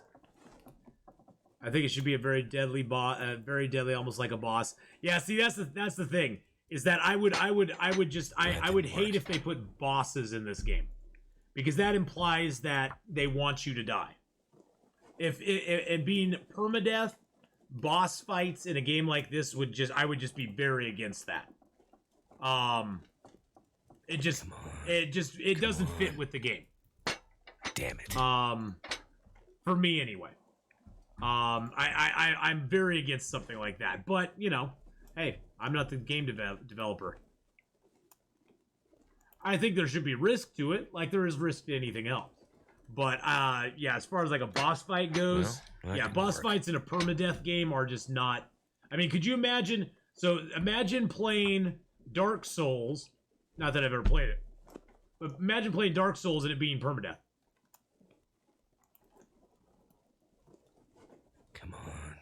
Come on. Who would play it? Very, very few people. Okay, let's add a little reclaimed. Sticks. A couple more books. But yeah, permadeath in boss fights in a permadeath game, I'd kind of be against. Just on the surface, I don't think I'd really go for that. That just seems a little too try-hardy. No one would finish, that's for sure. I mean, I suppose there's a few elite players out there that have played a game like that and gone through with no deaths whatsoever. But, yeah. I have a question. Can you outrun the moose in Long Dark? No. No. You cannot outrun the moose in Long Dark. Once he is charging you, you cannot outrun him. Now, when he's pawing the ground, you can back up. Yeah, but still, it's a boss fight. That's the thing. Is like I don't know, Little Stig. I know what you're saying, but it maybe make it a challenge in the game, but I don't think it should be in like the regular game.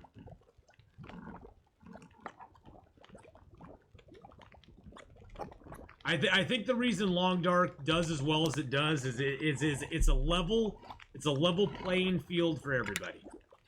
No matter who you are, you don't have to be a fast trigger finger or anything like that to play the Long Dark. Everybody has a chance in the Long Dark.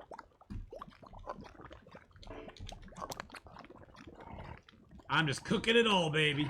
We're not gonna eat it all, but we're gonna cook it all.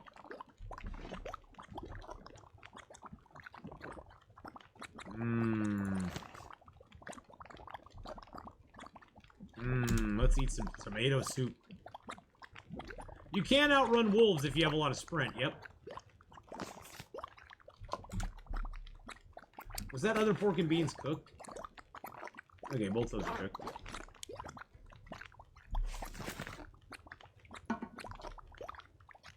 I'm just eating the low condition stuff. Going on my this is going on my my speculation that even low condition stuff gets back 50%. That even low condition stuff gets back 50% when it's done. All right, so we cooked all those up. We got cooking skills for each and every one of them.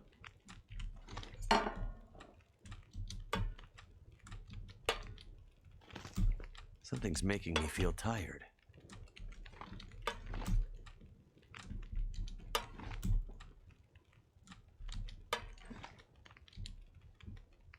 Maybe not boss fight, but a pair or moose or anything at all that just evaluations the animals can be, like, rare. I'm probably reading that word completely wrong, my friend. I'm sure that's not what you meant. I don't know.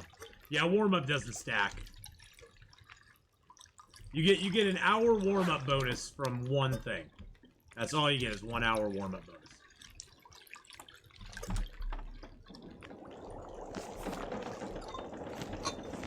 And we get cooking skill ups from all those, so.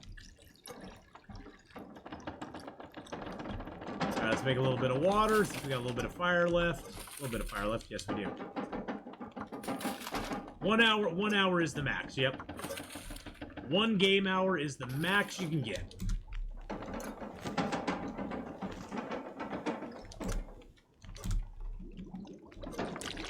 Alright. Boom, boom, boom, boom, boom. Bam! I think we're all new content starved, to be honest, which is why we're longing for new animals and so forth. You know. Hey. Just wait till they aren't updating the game anymore, Sammy. Wait till they aren't updating the game anymore. Then you'll be real content starved.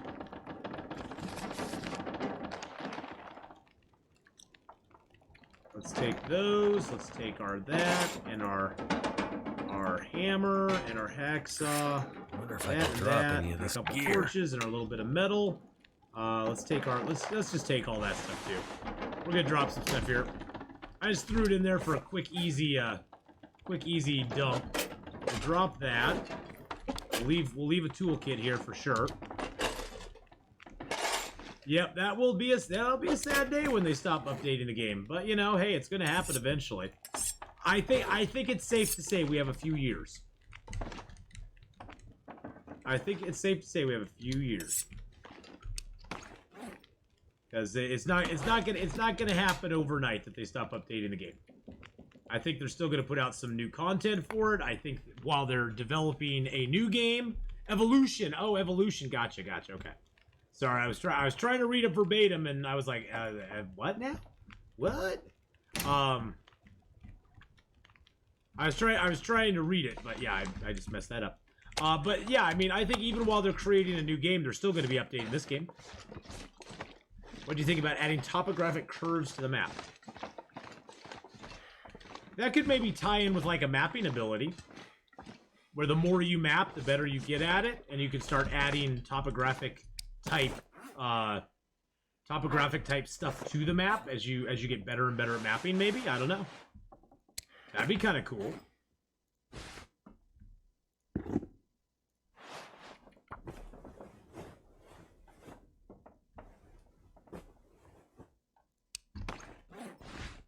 Oh, there's always tweaks they can put on the game. That's for sure. But honestly, I don't even care what the animal is. All I see is food. I don't care if the animal's a doe or a buck. It's food. It's food to me. It's all food. So whether it's a male or female, it's all gonna go in the same gullet. Mine. I'm good to eat. I'm going to eat it. I'm gonna eat its flesh.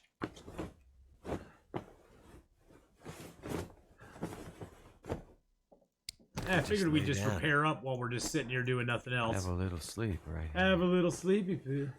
Just lay right down. Have a little sleepy poo while we're here. Let's get a little. I got a mending skill up. Nice. Let's drink down some of our heavy teas again.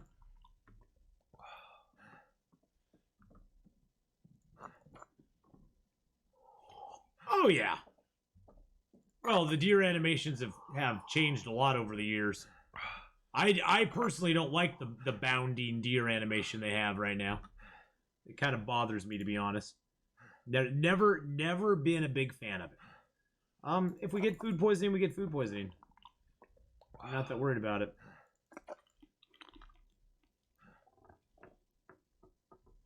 All right.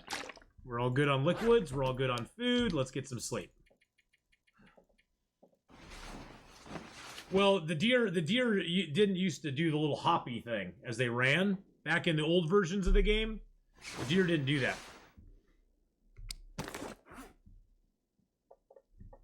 I think hypothermia needs a buff. I barely get it. I hardly get it in Interloper.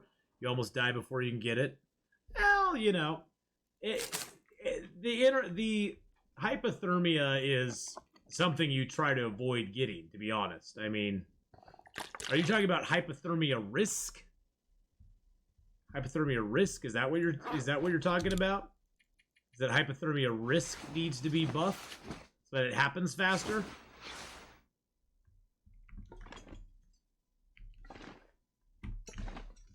So the risk, okay. Maybe more risk of actually getting full-blown hypothermia, less overall damage to your health bar, because honestly, you can lose, like you said, you can lose like 70% of your health before you even get hypothermia. Before you even get hypothermia, 70% of your health is already gone. So it's not, yeah, it's not really that bad. Once the story's over, there'll be a burst of survival updates, and there will come a point where it heavily slows down. Oh yeah, totally. There'll probably be a bunch of survival updates, a couple more mechanics, knives, a couple new regions. People will be set for years. Oh yeah, I could play this game as it is without any updates for years to come. I could play it as it is right now and not care if there was any more updates to it, to be honest. I know a lot of you couldn't, but I'm perfectly happy where this game sits. I get enjoyment out of every time I start a new Interloper file. For me, it's just as fun now as it was then, so. Oh, yeah. Yeah, the hypothermia risk maybe needs a buff. I could agree with you there.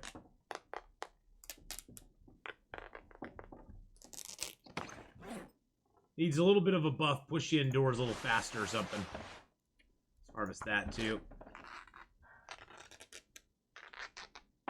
Oh yeah, well I've proposed several things for late game before. I've proposed the ability to discover, find, and break down weapons, busted weapons in the game, where you can find weapons. Like they won't be any good. We'll come back here anyway. They won't be any good. But you could break them down, take them to Bleak Inlet, and make an improvised weapon with them at the milling machine. But that would also give us an ability, and it wouldn't be something you could easily do. You would have to travel to almost every zone to get all the parts you need to make a improvised weapon. Things like smoking stuff, drying stuff, different clothing recipes. There's lots of stuff they could do. I just don't know. I just don't know, Wojak, what they plan on doing down the road.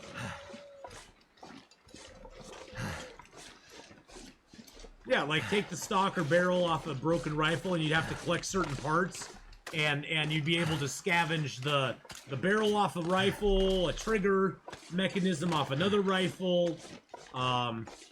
You'd have to maybe craft the stock of the rifle out of a piece of fur or something like that. I don't know.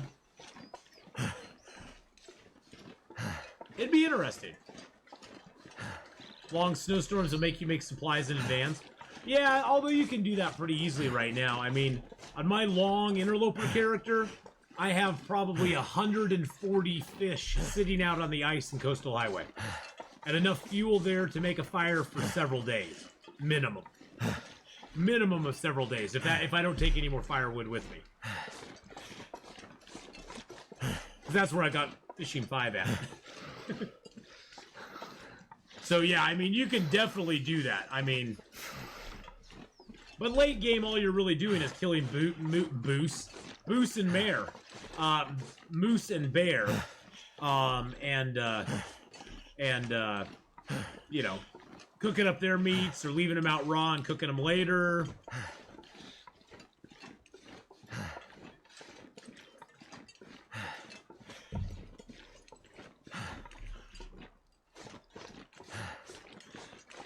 Yeah, Lil Stig, I would have to say I understand where you're coming from. I would never want them to add building into the game. It would ruin the motif of the game, really. Unless they actually had you physically build the house. Have to mill the logs, make the nails, make a hammer, build the house from scratch, and it would take probably a month in game to do. Minimum. A minimum of a month in game, if not longer. Because there's no way you're building a house by yourself in this game. It would totally break the realism of the game if you could put up a house in 2 days, or 3 days, or even 4 days, or a week. I mean, go out with no supplies and go build a house for me. It ain't gonna happen. Most of us wouldn't even know where to start, let alone have the tools for it. I know, it would take so long it just wouldn't even be worthwhile. I like that this game has no building mechanic, because there's lots of build your way to survival games out there. See, Dusty, I'm thinking I take the Dusty and Sulfur, boys and girls. I think I need to. Drop something. I think I need to. But I understand where you're coming from. It would be cool. I would like to see what I would like to see. Oh, there's our emergency stim. That stim is always in this place, by the way. I would love to see them add an ability for me to make a small windbreak out of cloth and sticks. You know, so I could make a windbreak around a fire or something. That would be kind of cool. I would love something like that. That would be a simple, basic thing that you could make, that you get a protected fire from. I think that would be awesome. Hey, another crunchy stuff.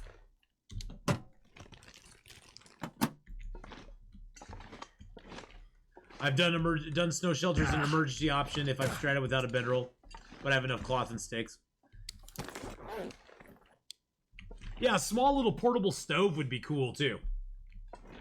I mean, you can actually make stoves out of stuff, like a little travel stove that won't get blown out by wind. You could actually make something like that. It doesn't give off a lot of heat, but it'll heat up food for you. A tin can stove, exactly. Something like a tin can stove would be kind of cool.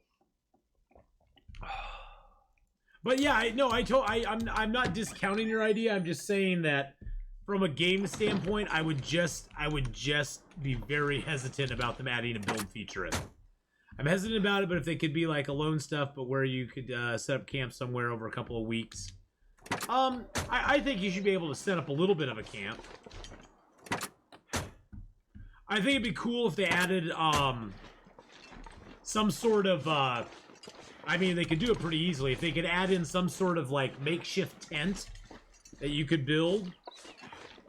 Like, you could stitch together, sew together a whole bunch of cloth. Or even make it so you could strip a bed and get the stuff off a bed. And make a like a little lean-to, you know, and be able to get lines and stuff. You can already make fishing line. Why can't you make fishing line out of guts and then form it into a long line that you could make a lean-to out of? Yeah, tents wouldn't be that tough to make. I mean, with the cloth, with all the cloth we have in the game and with the fishing line, maybe you'd have to take the fishing line and sew together some cloth with it to make a makeshift lean-to that you could set up. Make the requirements on it not too bad, but make it so you can't tear it back down again. Well, that's where maybe you could use hides instead. Maybe you could use deer hides to make it. I mean, that's the thing is, like, maybe you could make it out of wolf hides. Maybe they could give you wolf hides, like a wolf hide lean-to that you could make out of stuff. Since wolf hides late game are honestly not worth very much. Late game, I have so many wolf hides I don't know what to do with them.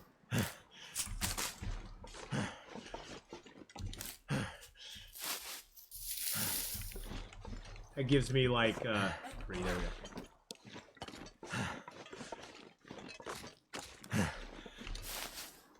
I saw someone with an idea of devs and top players of their game having meetings over game updates. Yeah, I don't think that's probably going to happen, mainly because Raph sort of has a vision for his game. And I don't think it's going to happen, but we'll see. Is there a way to renew flare guns? No. Which I wish there was. I wish you could take flares, gunpowder, and flare shells that you could reuse. You could find your flare shell and pick it up and have it like a casing, basically. I wish if you could combine those at the place in Bleak Inlet and make new flare shells, that would be awesome. That would be really, really cool. But there's nowhere to renew them now. You have 12 flare shells total to you in Interloper, period. And that's it. Oh, I have I mean, I want to be able to repair my crampons in Bleak Inlet, make flare shells in Bleak Inlet, be able to make those cans in Bleak Inlet, the explodey cans I think we should be able to make in Bleak Inlet. We'll probably be able to make them at just regular stations, but gunpowder, unless you find it in Interloper, gunpowder you're only going to be able to make in Bleak Inlet from the dusting sulfur and the whatchamacallit, the stump remover. So you'll have to go to Bleak Inlet to make gunpowder to make it.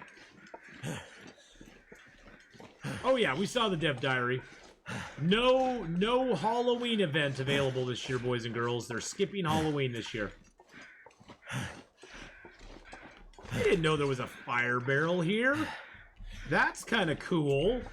I never knew that was here, just sitting in the ground. Look at that, I learned something new. I love it. I found something I've never found before, boys and girls. That is, like, so awesome.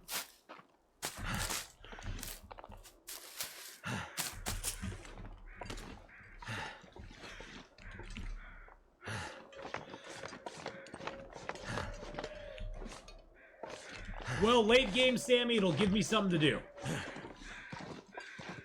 Late game, it'll give me something to do in Interloper.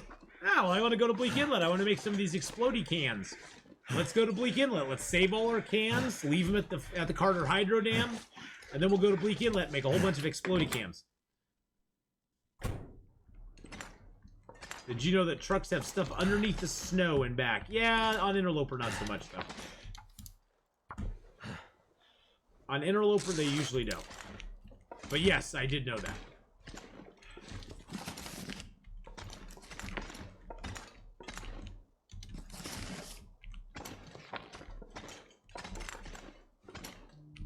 Stealing all the books from the church. There's nothing else in here.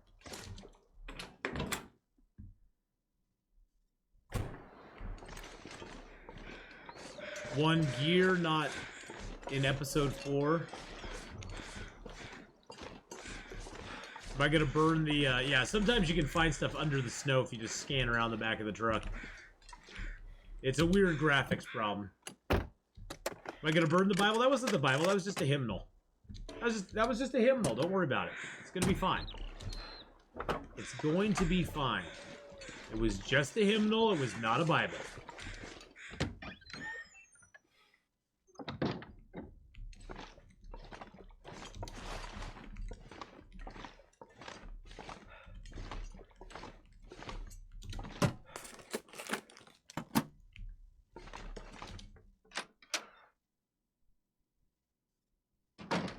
No, I think there'll be a new piece of gear in the game. If he says new piece of gear, I'm pretty sure it's going to be a new piece of gear. I'm pretty sure it's going to be a brand new piece of gear we've not seen before. He's not the Blackrock prison is not going to be a new piece of gear.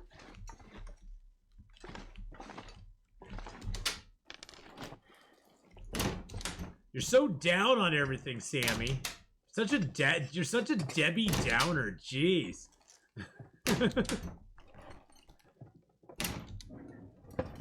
Such a Debbie Downer. You're so negative. You need to take some positivity pills. Yeah, boys and girls, I'm gonna join Sammy. I think from this point forward, Long Dark is gonna suck. You should never buy this game. You should never play it. It's not worth the money. The story mode completely sucks. Survival mode's going down the tubes. There, I'm right there with you, Sammy. I'm right there with you, man. You can find the, yeah, I'm trolling now. You can find the, batteries inside. You can find batteries inside the hoods. Sometimes. They don't always appear in there, but you can find some batteries in it. I'm just gonna Debbie Downer right with you, man. I'm gonna take it a step further. I'm not just gonna Debbie Down. Ooh, we got our second pair of undies. Second pair of undies. Oh, baby. Oh, baby, we got the second pair. That is a rare find in Interloper. Getting that second pair, that's why you want to loot up as much as early. Ooh, man. Second pair of undies is a hard get. Hard get. Flashlight. Ugh. That I will say, Sammy, that is one of the big things I don't like in Long Dark. I was like this in Long Dark Discord, so people really didn't like my stance on episode 4 in the current state of the game. Yeah, well, hey, like everything else, it's your opinion. Nobody can take your opinion away from it.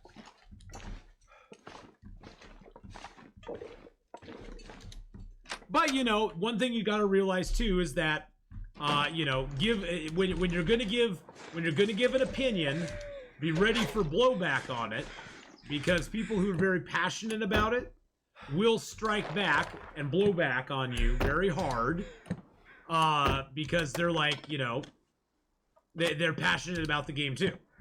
I don't think it should ever devolve into personal attacks because I think that's completely wrong.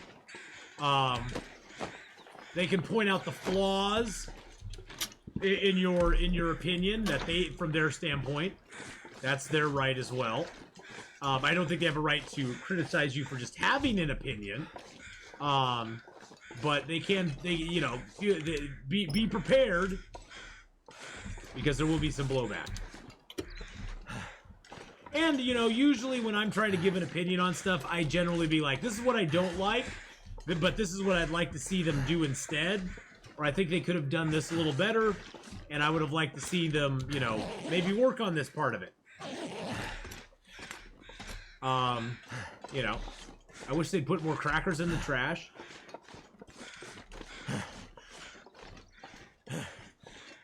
It's on, here, hold on a second. I will retweet it out here.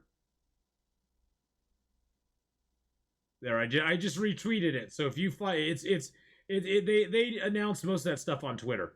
I just retweeted it, so if you go to my Twitter, you can see I just retweeted it, and then you can click on the link from there. Yeah, I mean, I honestly, Sammy, I have no problem with people stating their, you know, their opinion about it. I do like to see some constructive criticism. I always believe in constructive criticism, not just saying this sucks, this sucks, this sucks, and this sucks. Other than the flashlight sucks, but I've offered my opinion on the flashlight and how to fix it, so that I think it would be better. I think it wouldn't suck as much. I just think the flashlight sucks based on its weight versus the usability of it is only during an aurora, so you basically can only use it at night. So I think in that instance, yeah, the flashlight kind of sucks. I think they could really fix it a lot if they allowed you to have a battery charge on it, have that battery charge slowly wear down over time, but you could utilize it during other points in the game when there's not an aurora. But it would use the battery up a lot, and the battery's not going to recharge until another aurora comes along. That would make the flashlight be like, okay, that's kind of an interesting, you know, an interesting piece of hardware for you. But, you know, I'm critical of the game too, but, you know, hey, there's parts I would like to see, parts I would not like to see them add into the game. I mean, I'm very adamant on my stance that I'm very adamant on the stance that I'm against multiplayer in the long guard.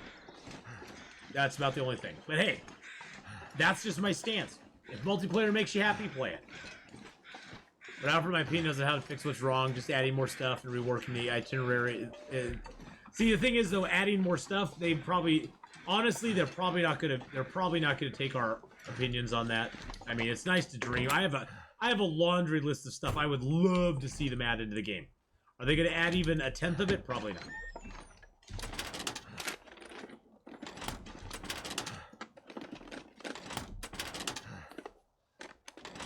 But hey, you know.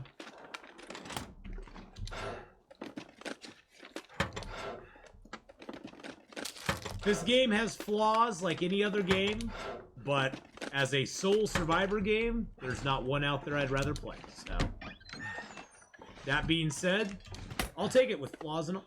I could use this. Do you find the bow only a little tedious? No, the bow's the best weapon in the game. I wouldn't want anything else. The bow's not tedious in the least little bit. The bow is the best weapon above all else in this entire game. And I wouldn't want anything else in the game.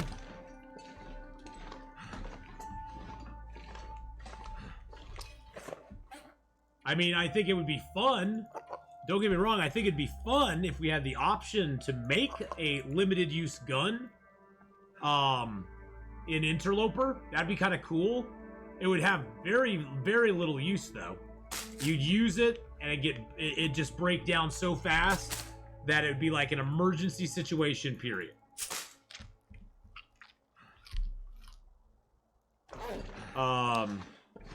But yeah, I mean, the bow is the best weapon in the game. All this gear is slowing me down. Crossbow, I've heard talk of that before. I don't know if that's something they'd put in the game or not.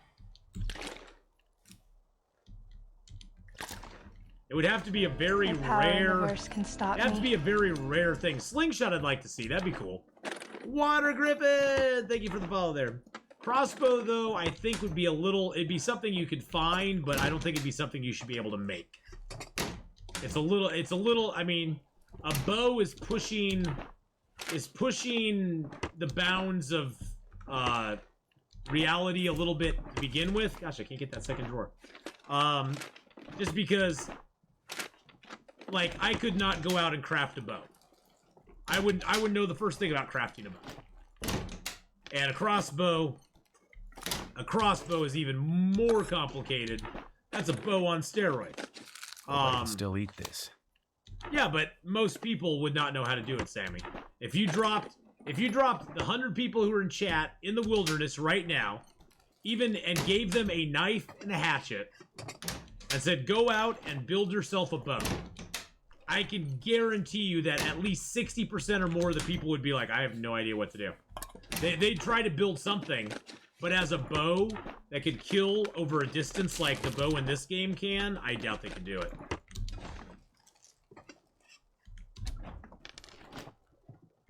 Yeah, I know I couldn't do it. I know I couldn't do it. I'm gonna break this table down, even though it never has anything in back of it, because there's a cabinet back behind that table. Never has anything in it, but something to remember for the other modes of gameplay. Yeah, most of us would be better off with spears, I would think. Now, I would love to see a basic spear in the game. That would be kind of cool, to be honest, if you think about it. Spears are easy to make. If you told me to go out and make a spear, pretty much any of us could make a spear. If we had a knife and a hatchet, pretty much any of us could probably make a basic spear. It may not be that good, but pretty much I would say like 90% of us could make a spear. Just because it's a very basic implement. I mean, why do you think most primitive cultures began with spears? And the bow was like a major upgrade. That's a major upgrade! Because spears are very easy to make.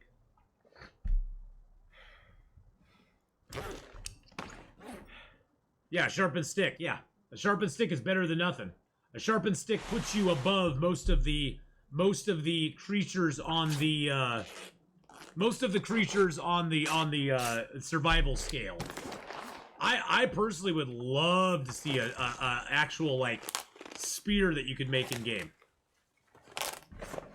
and maybe even make it so that you could harden the tip of the spear in a fire or something, so you could actually like repair, like make the spear better.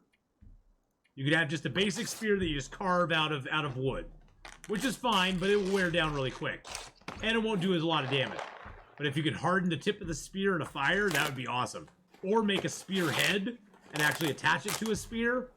Like, we can already make arrowheads. Why not be able to make a spearhead? That'd be kind of cool. I'd be down for that.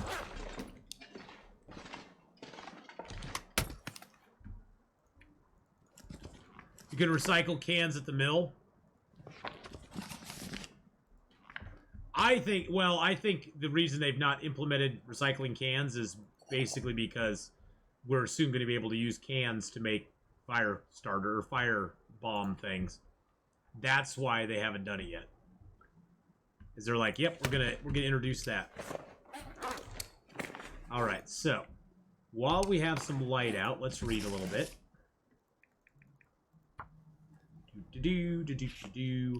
Okay, I'll read for a couple hours. That's fine.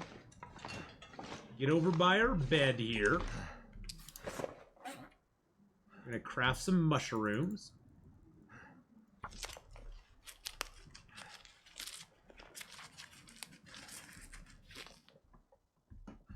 Something's making me You feel are really tired. hung up on the powder, Sammy. You are hung up on the powder usage for those can bombs. I think that's like the 40th time in chat You've said they use too much gunpowder. That is like that's like the flashlight for me. You've got that bee under your bonnet, and you're just like, ugh. You're just like, oh, I just don't like it.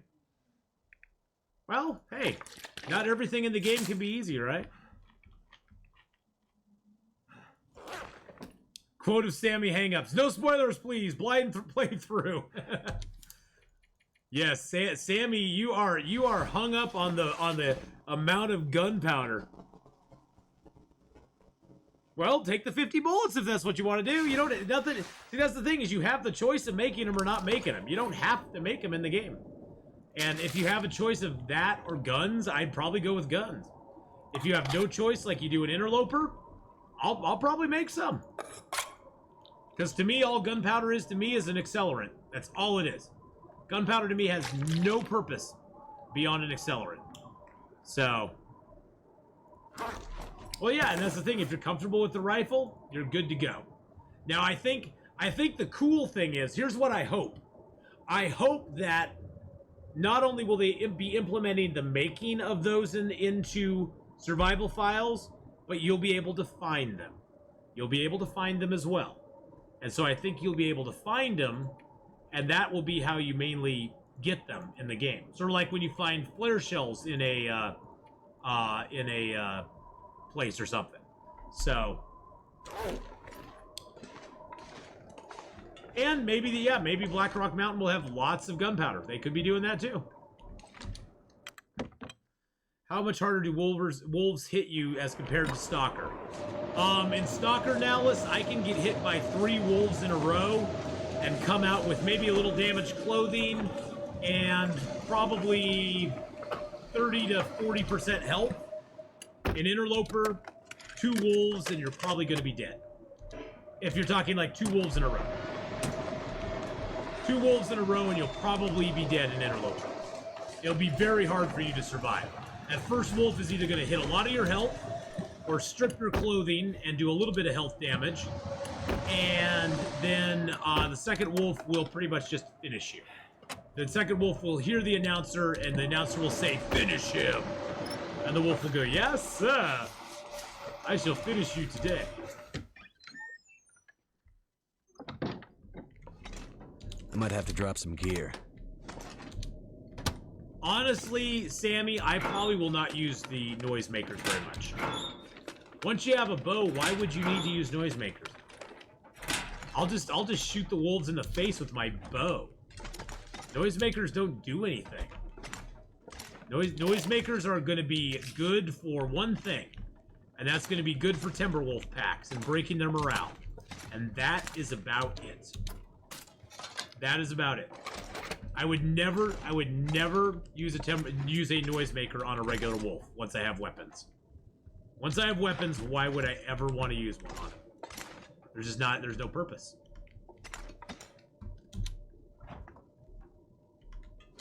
Just shoot them in the face. Timberwolves are the place I see that will mainly get the love for those. All right. Is there anything we can do to get warmed up? Torn apart all the clothing. Got a lot of cans. I love my cans. I love my cans. Let's just read for an hour. Get warmed back up again. You can throw it pretty far. You have to time it, though. You have to time it or you damage yourself. That's the downside, is those things damage you as much as they scare the wolves. Oh, yeah, they do a lot of morale damage against the Timberwolf. I noticed the Timberwolves lost like 1/3 of their morale from one noisemaker. I played around with the noisemakers a little bit in story mode just because I was curious. I was curious to see what they would do. We're gonna go check out the cave over here, see if it has a bedroll for us. Woo! Normal difficulty, half morale with one noisemaker. Wow. And yeah, and you don't have to actually hit the wolves. You can just throw it in their general vicinity. And they're like, oh god! It's sort of like a loud gunshot to them. You don't even have to hit the wolves with the gunshot, and it can lower their morale a little bit. A third on the hardest? Okay, cool.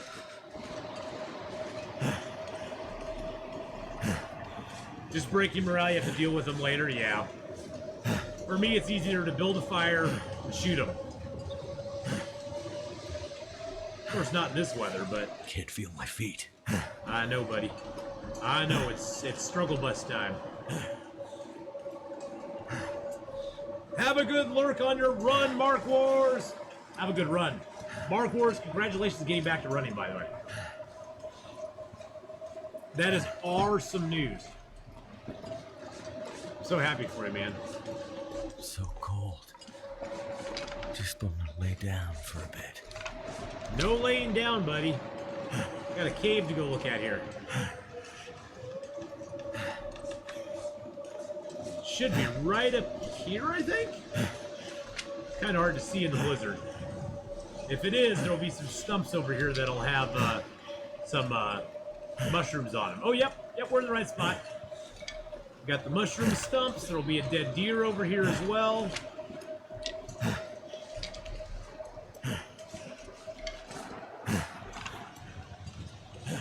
This feels like temperature affect the speed with which you lose condition while freezing. I don't think so. I think you lose condition by freezing the same at any temperature feels rate, but I'm not 100% sure. Sammy, do you know the answer to that? Your sticks always point the same direction when you drop them. If so, can be used as the compass. Yeah, you can use it to see what direction you're going. I've never been a stick dropper. I've never been a big stick dropper myself. But yes, if you drop a stick, it'll always point north. And north is not exactly always the same in every zone. North is not actually north. You lose temp at the same rate at 3 arrows no matter how cold. Right, at -3 arrows no matter how cold. Okay. Alright, no bedroll, boys and girls. No bedroll. No joy. No joy.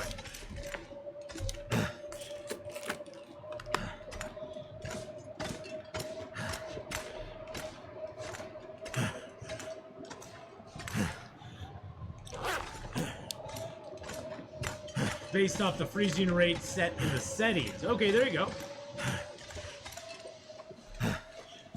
Well, we had to check it to see if we had a bedroll there. I am wearing crampons. We spawned in Ash Canyon, Wojak, so in the first 10 days, we went all the way, got all of our stuff into Ash Canyon.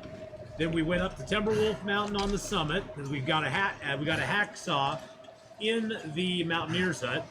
So we went and got the summit run done as well. Got our flare gun, got our fire striker, and all that good stuff. And well, my clothing's getting wet. Yeah, that's fine. I don't care. It's better than my ear wrap taking damage. And they've gone down 2% in all the time I've worn them. They were at 100% and they're down 2%. And they don't lose effectiveness the lower they go, so...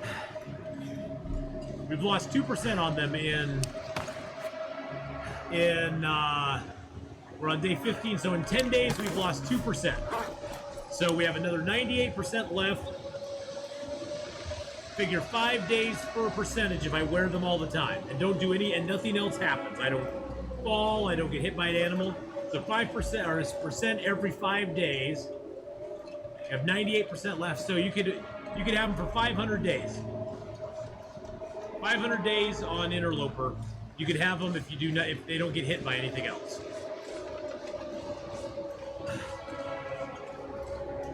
Yeah.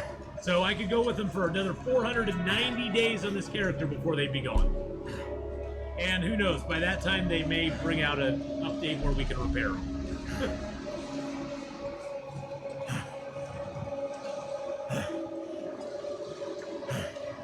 Oh, I proposed, before they gave us the crampons, I had proposed a long time ago that they give us snowshoes. The ability to take a couple of like sticks or something and make and guts and make a pair of snowshoes with them, so that we could walk on the snow a little bit faster.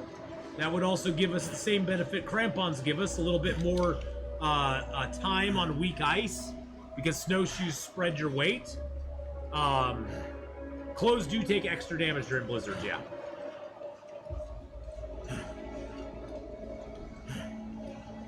They do take extra damage during blizzards. Blizzards rip your clothes apart really fast. Yeah, Monado Blade, I was kind of sad to see there's not going to be a Halloween event. Even just a reiteration of 4 Days of Night, or a reiteration of Darkwalker. But, we'll play Darkwalker on Halloween. We'll play some Darkwalker, my friends. We'll do some Darkwalkering.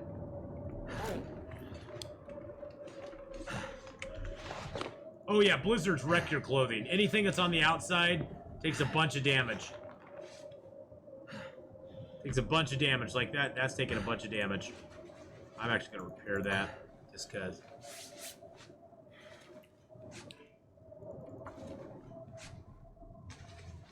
Four Days of Night will be added this year? Added this year, how? Maybe a Darkwalker challenge? No. No. Maybe somebody else will do a Darkwalker challenge. I'll just play Darkwalker and have fun.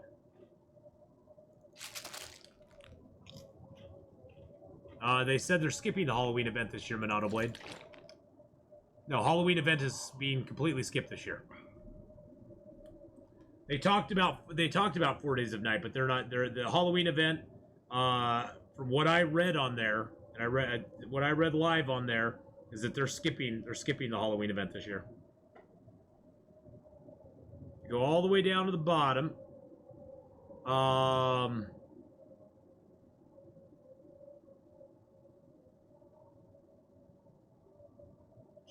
Between the 4th episode launch, the subsequent hotfixing, preparing for survival mode update for the end of the year, I unfortunately had to make a tough call to sacrifice the Halloween event this year. I know many of you were looking forward to a refresh on Escape the Darkwalker. We were excited to relaunch it, but the team just doesn't have the bandwidth to produce it. Produce the hotfix, release the update of Darkwalker, and also survival mode. So yeah, they're skipping it. Yep, unfortunately they are skipping it.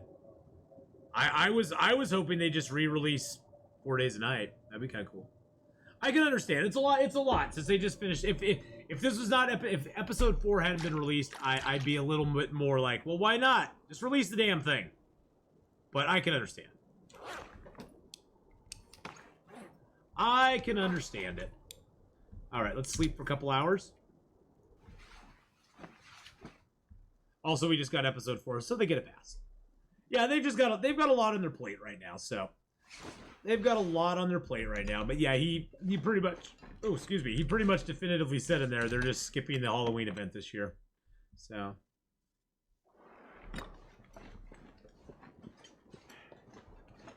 wear the bear head as part of your hide on your face.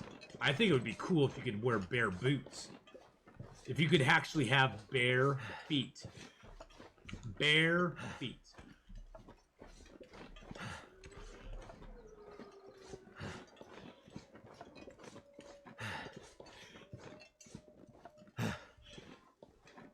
It's not like they got it's not like they have a stinky pandemic screwing with them. Well, I mean, that's screwed up their 2020 plans. At this point though, with remote from home and all the stuff, you know, that people have been able to do, there's not really an excuse at all. How long have I been waiting to use that? Oh, Sam, I've been waiting to use that for a while. I've been waiting to use that for a while. I actually honestly have. Hey, Texan Comrade, how you doing, buddy? Well, we're gonna get back to the farmhouse. That's our goal. Go back to the farmhouse, and then we will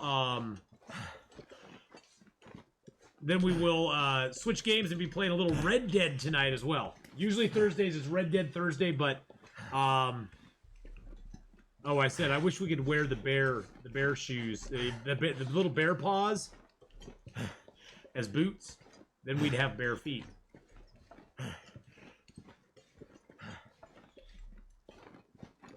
We'd have bare feet. Gonna hang for a couple hours till Critical Role? Nice. Critical Role's fun. No, I've not tried Red Dead Online. Don't have much interest in it. Don't have much interest in an online version. Red Dead's such a beautiful game. But yes, I said then we can wear bare feet. I think the truck crash is around here somewhere. I probably passed it already. Yeah, the truck crash is back behind that rock there. I'm not going back there with Mr. Wolfie.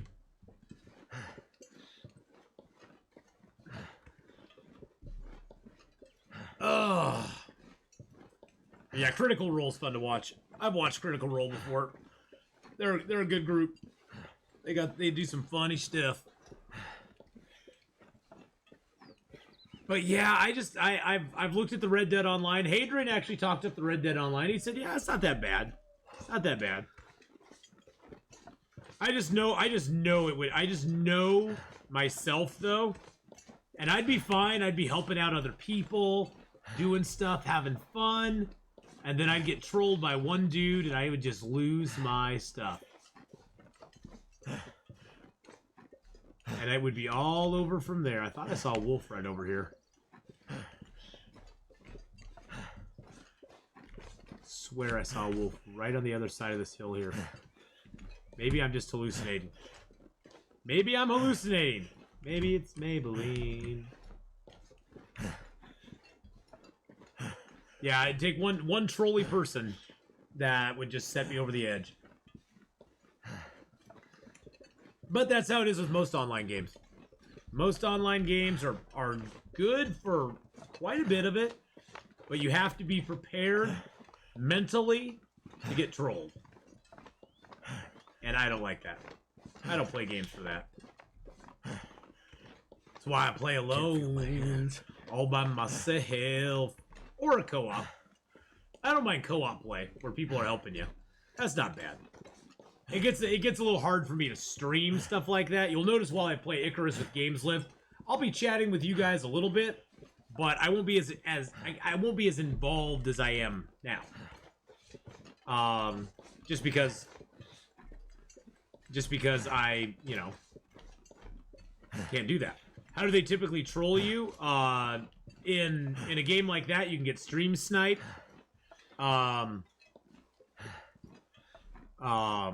Which is no fun. You can play with friends in a quiet server, just like in Valheim. Yeah, see, see, that's the thing is, I have no interest in playing with friends. And playing with friends doesn't, I'm not that kind of video game player. I know there's a lot of them out there that are. I'm not that kind of video game player. I'll play a couple games with people, but it's very rare. It's very rare. What's stream sniping? It's when they see somebody watches your stream, sees where you are in stream, and then they come in and mess with you because they can follow you around because they always know where you're at. Like, you can get stream sniped playing like PUBG. You can get stream sniped by people because they'll watch your stream, they'll know where you're at, and they'll come in and snipe you. Yep, when someone uses your stream to find you. But yeah, I honestly, Moozma, it comes down to, I have a laundry list this long of games that I want to play that are all games that I'm interested in playing, and online just doesn't hold a lot of traction to me. I know if I want to get big, I'll have to do that, but I'm fine where I am. Fine where I am. I just don't like the multiplayer thing either. It's just not how I grew up on video games. For me, video games were always sort of like you versus the game, with nobody else to help you. Maybe you could look up some tips or tricks, and then like playing Everquest for years. I played with people in Everquest for years. The MMOs were fun, but there was a lot of trolly behavior in those too. Back then, though, you had to pay $14.99 to play Everquest every month, and so most of the people playing it were dedicated to making it good, making it a good experience not only for themselves but for everybody else. And people who didn't do that, the community would usually blacklist that person, blacklist their character. So if you didn't behave, you generally did not last very long on a server. You'd have to switch servers to get anybody to group with you and stuff. So, multiplayer starts out in a very good environment. Because the people who are there to play it, they're all brand new. None of them know what's going on. None of them know what's happening. None of them know the ins and outs of the game. Everybody's kind of discovering it. So people are very willing to help you. People are very willing to team up with you, you know, join you and have fun and all that good stuff. And then, you know, as the time marches on, you get a wide divide between the people who are very experienced, geared up, know how to play the game very well, and basically, and then you get a bunch of other people who are casual players who maybe don't have as good a gear, maybe don't have as much game knowledge, maybe don't have as much experience, and the very experienced players who play it all the time and are diehards dominate the ones who aren't, and the game spirals into a end game type situation, and that's what people play it for. And then it starts losing fan base because people will it has attrition over time no matter what. But unless you can make it interesting to bring new players in, all you're gonna do is just bleed players from then on out. That's what Everquest had happened to it. That's what WoW has happened to it. That's what Everquest 2 has had happen to it. That's what most of those games have happened to them. Is as that divide widens, your player base shrinks. They merge servers to try to, you know, populate servers more. It's just it's a slow death of 1,000 cuts. Which is fine. I mean, you know, those games have a good long shelf life. I mean, they're still putting out updates for Everquest and Everquest 2 and WoW. But nah, we're talking about Everquest, Everquest 2, WoW. You know, and that's the thing is like any new MMO that comes out will have a good base at the beginning, but it could apply to New World as well. New World has a shelf life. I'm telling you that right now. New World has a shelf life. It could be years. It could be multiple years. It could be multiple numbers of years. But it has a shelf life because of the game type that it is. It just does. I mean, Everquest at its height, Everquest was adding servers because they had so many players trying to play the game that their servers were overloaded with the number of players that were trying to play the game. They had more players trying to play than they had servers available for them to play on. Now Everquest is down to like a handful of servers, and they have a hard time populating just those servers in and of themselves. They still have a good base of players, but all those players are generally high-level players. They all are endgame players, and that's all they put out is endgame content. Which is how it goes, you know?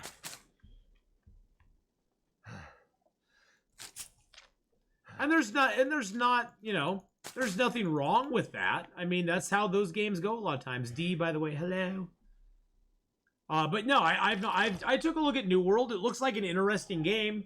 I just don't. I've played MMOs for 15 years, and I just don't have an interest in getting back into them. MMOs suck the life out of you.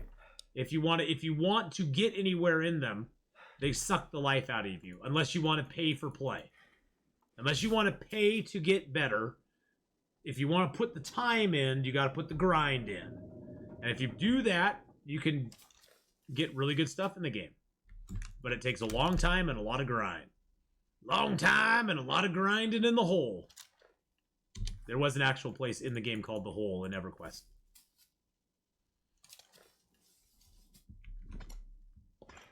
Was it like what?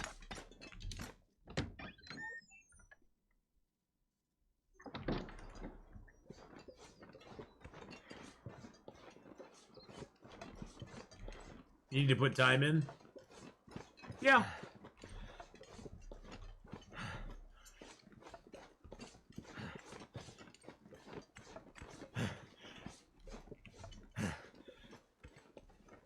Large number of people immediately requested refunds on Diablo 2.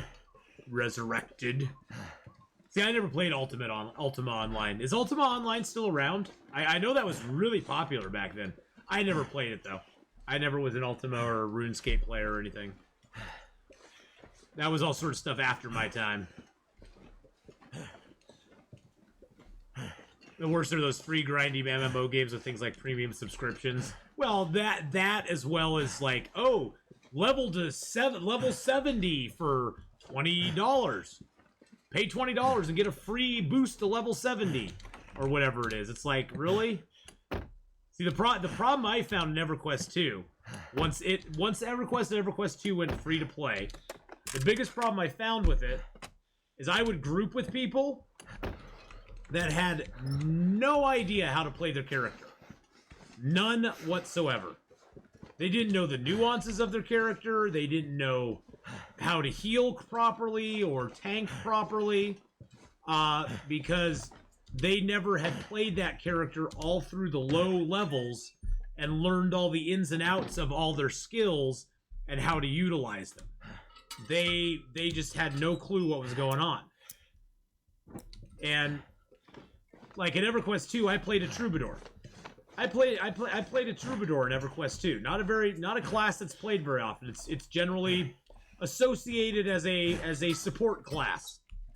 I could do more. I could tank more with my troubadour than some tanks I grouped with. Troubadours do not give out high DPS in EverQuest 2. Well, they do now, but comparatively to other classes, troubadours are not a high DPS class. But I was finding on a regular basis, I could pull aggro from a newbie, a tank who had really good gear, but a newbie guy who was playing it, basically he bought his level. I could pull aggro away from them over and over and over and over again, and I could tank whatever mob they were tanking until they could actually get it back. But personally, I really liked when EverQuest was $14.99 a month. I thought the quality of player in EverQuest was better. I thought the people that were there were ones willing to pay a monthly subscription to the game no matter what, which I think upped the quality of the person who was playing. And back then you couldn't buy your way into anything. You could power level a little bit, but you couldn't buy your way in, and you couldn't really play solo. There were aspects of the game that you had to have people on your side to help you with, which I thought was really good. I mean, my early EverQuest years back in like 2000, 2001, some of the happiest times I ever had playing video games. Honestly. They really, truly were. Some of the most addicting times I had, too. Because I got into EverQuest right after Luckland came out. So the Kunark expansion was already out. I didn't get into it in 1999. I got into it in like late 2000. They already had like 2 expansions out, Kunark and Luckland. Or not Kunark. Kunark and what was the Frozen Zone? It wasn't Luckland. That was the Moon. Oh God, I can't even remember it now. It's been so long ago. I've lost track. But okay. Hey Siri, what was the second expansion to EverQuest? Velius. Okay, I found this on the web. Velius. I don't even need it. Velius. The Velius expansion. Duh. That's where they introduced the ice dwarves and stuff like that. That was pretty cool. But you know, hey, games go through stuff like that. But New World, from everything I've seen, New World looks really good. New World looks like it could really be like a big game for a while. And I would never take that away from it. It really does look good. Will I play it? Probably not. Just being honest. Probably not.